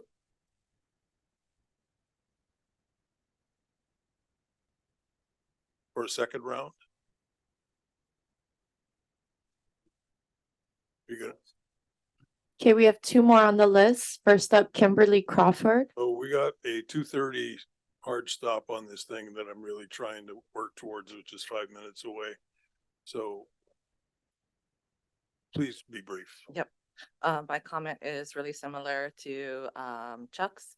And I was just going to ask for correction if I'm wrong, but it seems that the EA addressing the 343 for connection to the county wastewater treatment plant through county right of way over Hinalani and Anekeo Hokalole only addresses 5 million gallons of wastewater from the affordable housing unit. There's a MOA agreement with the wastewater treatment plant and the developer that says there will be over 10 million gallons of wastewater going to the wastewater treatment plant. So I was wondering why it seems that the phase 1 and phase 2 are piggybacking off of an EA done by the affordable housing units. And is it reasonable to say, or how can we be sure that the petitioner will act in good faith on phase 2 to develop potentially more affordable housing, to be sure to do a good and thorough kapa'akai and an environmental archaeological assessment, and be good stewards of our land if they are missing some important details? Thank you for being brief. Any questions for this witness? Petitioner, county? No, thank you. State? No, thank you. Thank you, commissioners. Thank you very much. Is there anybody else? Okay, Last up, we have Loki Alua. Yeah. Loki, you're still under oath, so please proceed. Thank you. I just want to tell you folks, thank you first. I always learn from you folks and thank you for all the discussion. But I echo Uncle Chuck and also Kimmy, because that MOA, that the amount that's allotted, not even half of that was looked at in the EA, which is a huge issue if we're gonna say that that's the satisfaction for the environmental review process. Somebody, I don't know if that's how it works. Can we just sign agreements and then just pick a random number and not assess the rest of it that we agree to, even though the agreement also says we must satisfy chapter 343? And the thing for the EA, which really is the impact, is the nitrogen and the phosphorus, because it didn't assess that 10 million gallons. It didn't consider it, which is a really big deal for me as an ocean user and for a steward of our Kai area. So if I could have help with understanding how this actually works, that'd be really great. Thank you. Thank you. Questions for Loki? None. No, thank you. No, thank you. Thank you. Thank you, Loki. Anybody else? Okay, now we'll proceed to deliberations. Commissioner, the chair will entertain a motion regarding how we should proceed on this matter. What is your pleasure? Chair, Commissioner Carr Smith? I'd like to make a motion to sorry. I'd like to make a motion to reconsider the decision for the extension of time. Just to grant the request for Grant the request. Thank you. I'll explain why more later. Do I have a second? Chair, I will second. Commissioner Lee will be a second. So, Mr. Carr Smith, will you speak to your motion? Sure. I think that this applicant, they haven't been doing this for 40 years. I didn't get complete clarity as to how long, but I know that they've invested a lot in the community. And I think that the housing is needed. I think, as the county explained, that the place for the housing is correct. I appreciated the state's thoughts on the matter as well. I don't necessarily think that that the Apakai and the 343 should be triggered until such time as they come in for redistricting. That's all I have right now. Thank you. Mr. Lee? Thank you, Chair. I appreciate that Commissioner Carr Smith is the commissioner for this island. And so I take it seriously that she made this motion. So that's why I seconded it. I'm kind of torn because I hear the complaints of the community, but I'm kind of swayed by the testimony from OPSD and from the county, as well as the fact that the petitioner has put in 10 million or more in money, which is something that the previous owners did not do. And I'm swayed because of the housing situation that's so desperate. 40 lots versus 600. I think that sways me on this one. Thank you. Thank you. Commissioners, other thoughts? You? Mr. Okuda? I'm going to vote against. I'm going to vote against the motion, and this is the reason why. Even assuming, and I will assume that we have what you could describe as a good developer here who's coming into this with good intentions, with competent counsel. But frankly, and I apologize if I offend people's political views, but this is just like the super ferry. You know, I thought the super ferry was a good idea, but people who are pushing that good idea took shortcuts on the 343 environmental impact statement, cut corners. And what happened was a good idea is no longer here. You know, it's unfortunate that the entitlement process in Hawaii takes so long. And frankly, at some of these public gatherings, I've been critical of the Land Use Commission. But the problem here is that we are just staring right in the face of these Supreme Court cases, which have these eyeballs looking at us. And what's going to happen here, or there's a high likelihood here, is if we grant this request for reconsideration, everything moving forward is going to be tainted. Even if the developer goes out and now later on gets a Kapaakai analysis done or cultural impact assessment done or a 343 environmental assessment, the argument that's going to be made in court is that it wasn't done before we acted. And so there's no harm in taking time and making sure that these boxes are checked off. I'm not personally agreeing that these boxes might make good public policy sense or good for housing. But the problem is, as long as it's the law, we've got to follow the law. And I think the cases are really clear. So, you know, that's unfortunate thing sometimes about the rule of law. Rule of law means sometimes we have to go along with a decision that we don't like. But if we don't have the rule of law, then it's anything goes. And I think at this point in time, the Hawaii Supreme Court has made it very, very clear it's going to strictly apply these rules.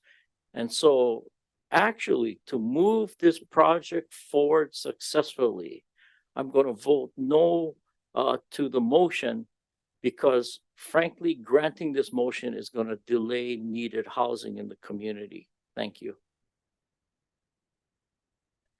Mr. Chair. Commissioner Yamani. Thank you, Mr. Chair.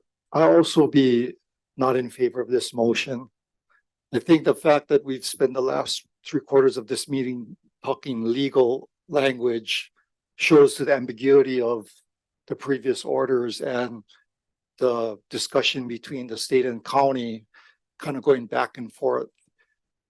Says that, you know, in 10 years, another land use commission could be sitting here talking about the same thing on whether the original motion was automatic redistricting and the supplemental in 2012 was a application, and whether they tie those two together. And you know, from our last meeting, from our chair kicking the can down the road, I don't think this is the time. I think it is the time, in fact, to disconnect the time requests from the phase 2 and to ensure that a application for DBA comes in with all the Kapaakai, whether EPA or, you know, 343 is triggered. That I think will be decided at that time. And with that reason, that's why I will be supporting this motion. Thank you, Mr. Chair. Thank you, Commissioner Yamani. Commissioner Alton. Yeah. I'll speak against the motion because for the very same thing, I think the project is a good project, but I take it from planning perspective, and the area is the county has chose the area as a site for urban expansion. So I think it's a good project there. But I agree with Carrie for the very reason that if we go about the trying to cut corners and stuff like that, the good projects can die. So that I think Gary's absolutely right. But yeah, if you want a good project to go, you have to go through the steps, step by step. That's why. So thank you, Commissioner Alton. Anybody else? Commissioner Kaeli. Thank you, Chair. You know, I've been sitting here quiet, listening, observing, and I think Mr. Ewan did an excellent job in representing the petitioner. I want to thank all of the people coming out to testify. He's been here all day, bringing baby out here and getting involved with I wouldn't say politics, but with democracy. That's what it's all about. I went through the staff notes. I believe we might run into a problem. I believe the next option you have is try to see what we can do to fix the issue regarding the Kapakai requirements. You can also take it to court. That's another option. But I'm against the motion also. And again, I appreciate all the people that came out to testify. Thank you.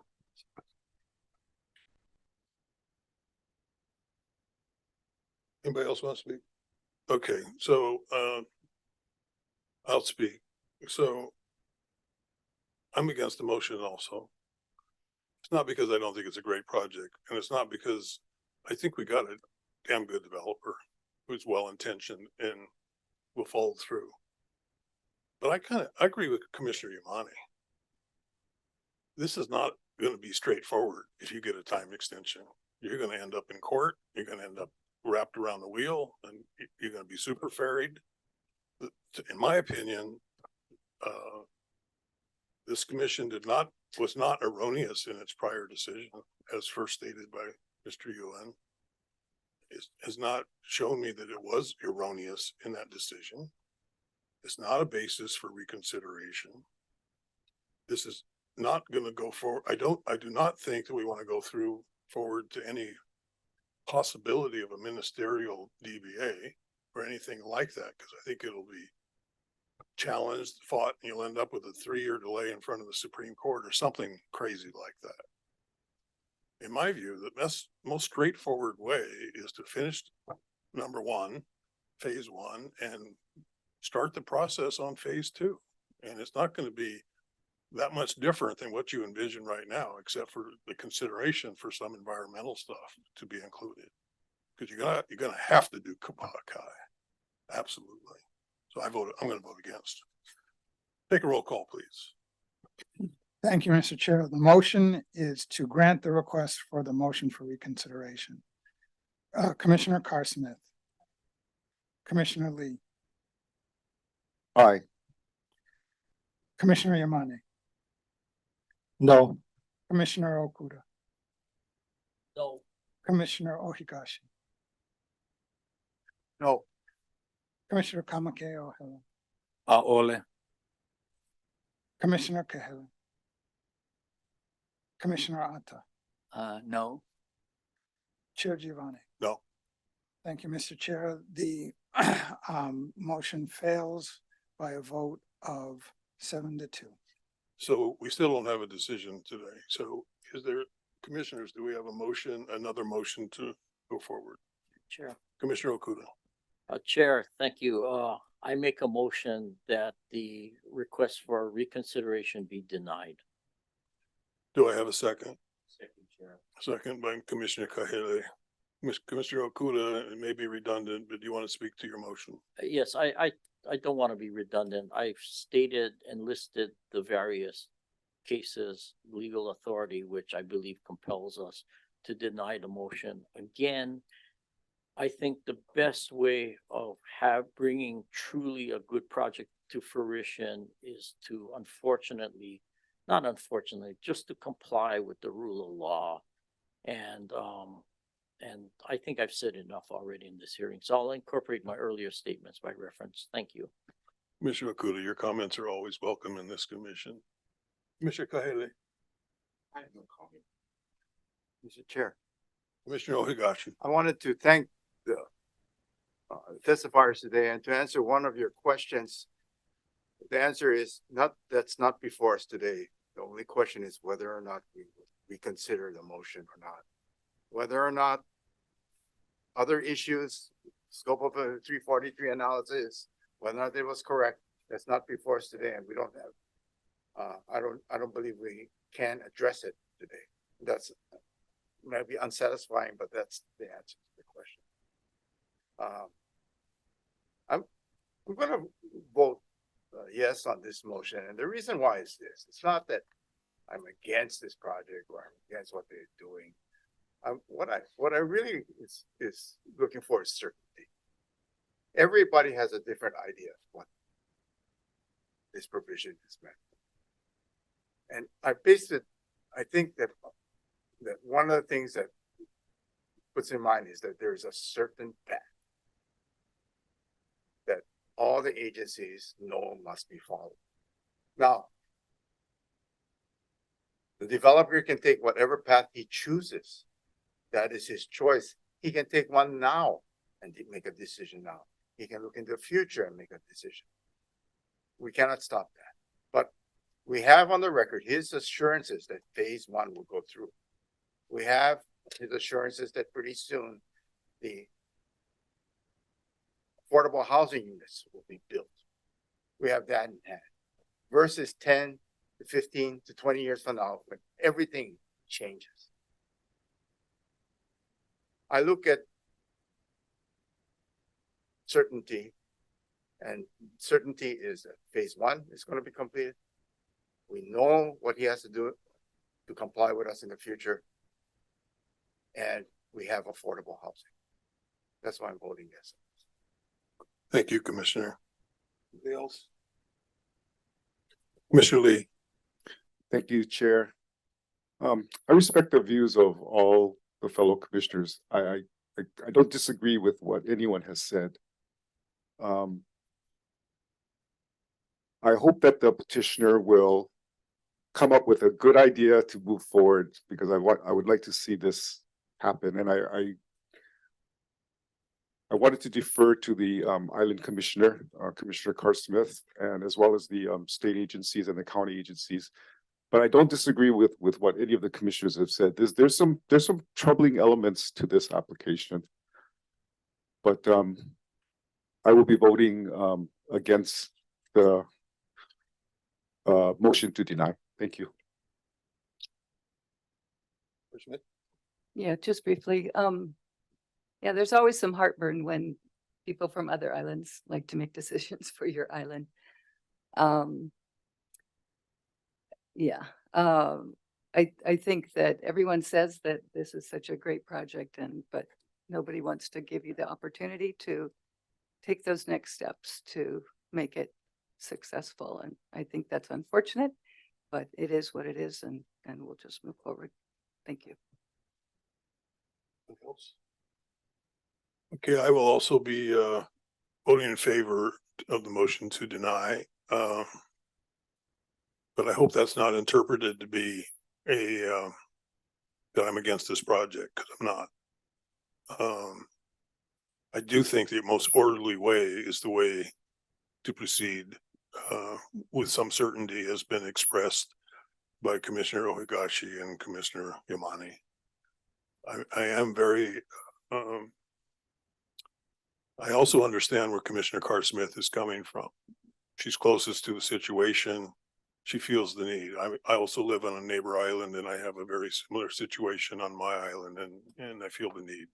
But I actually believe in my heart that the fastest way to the finish line is the way that we're suggesting that you might proceed by denying this motion. Take the roll call.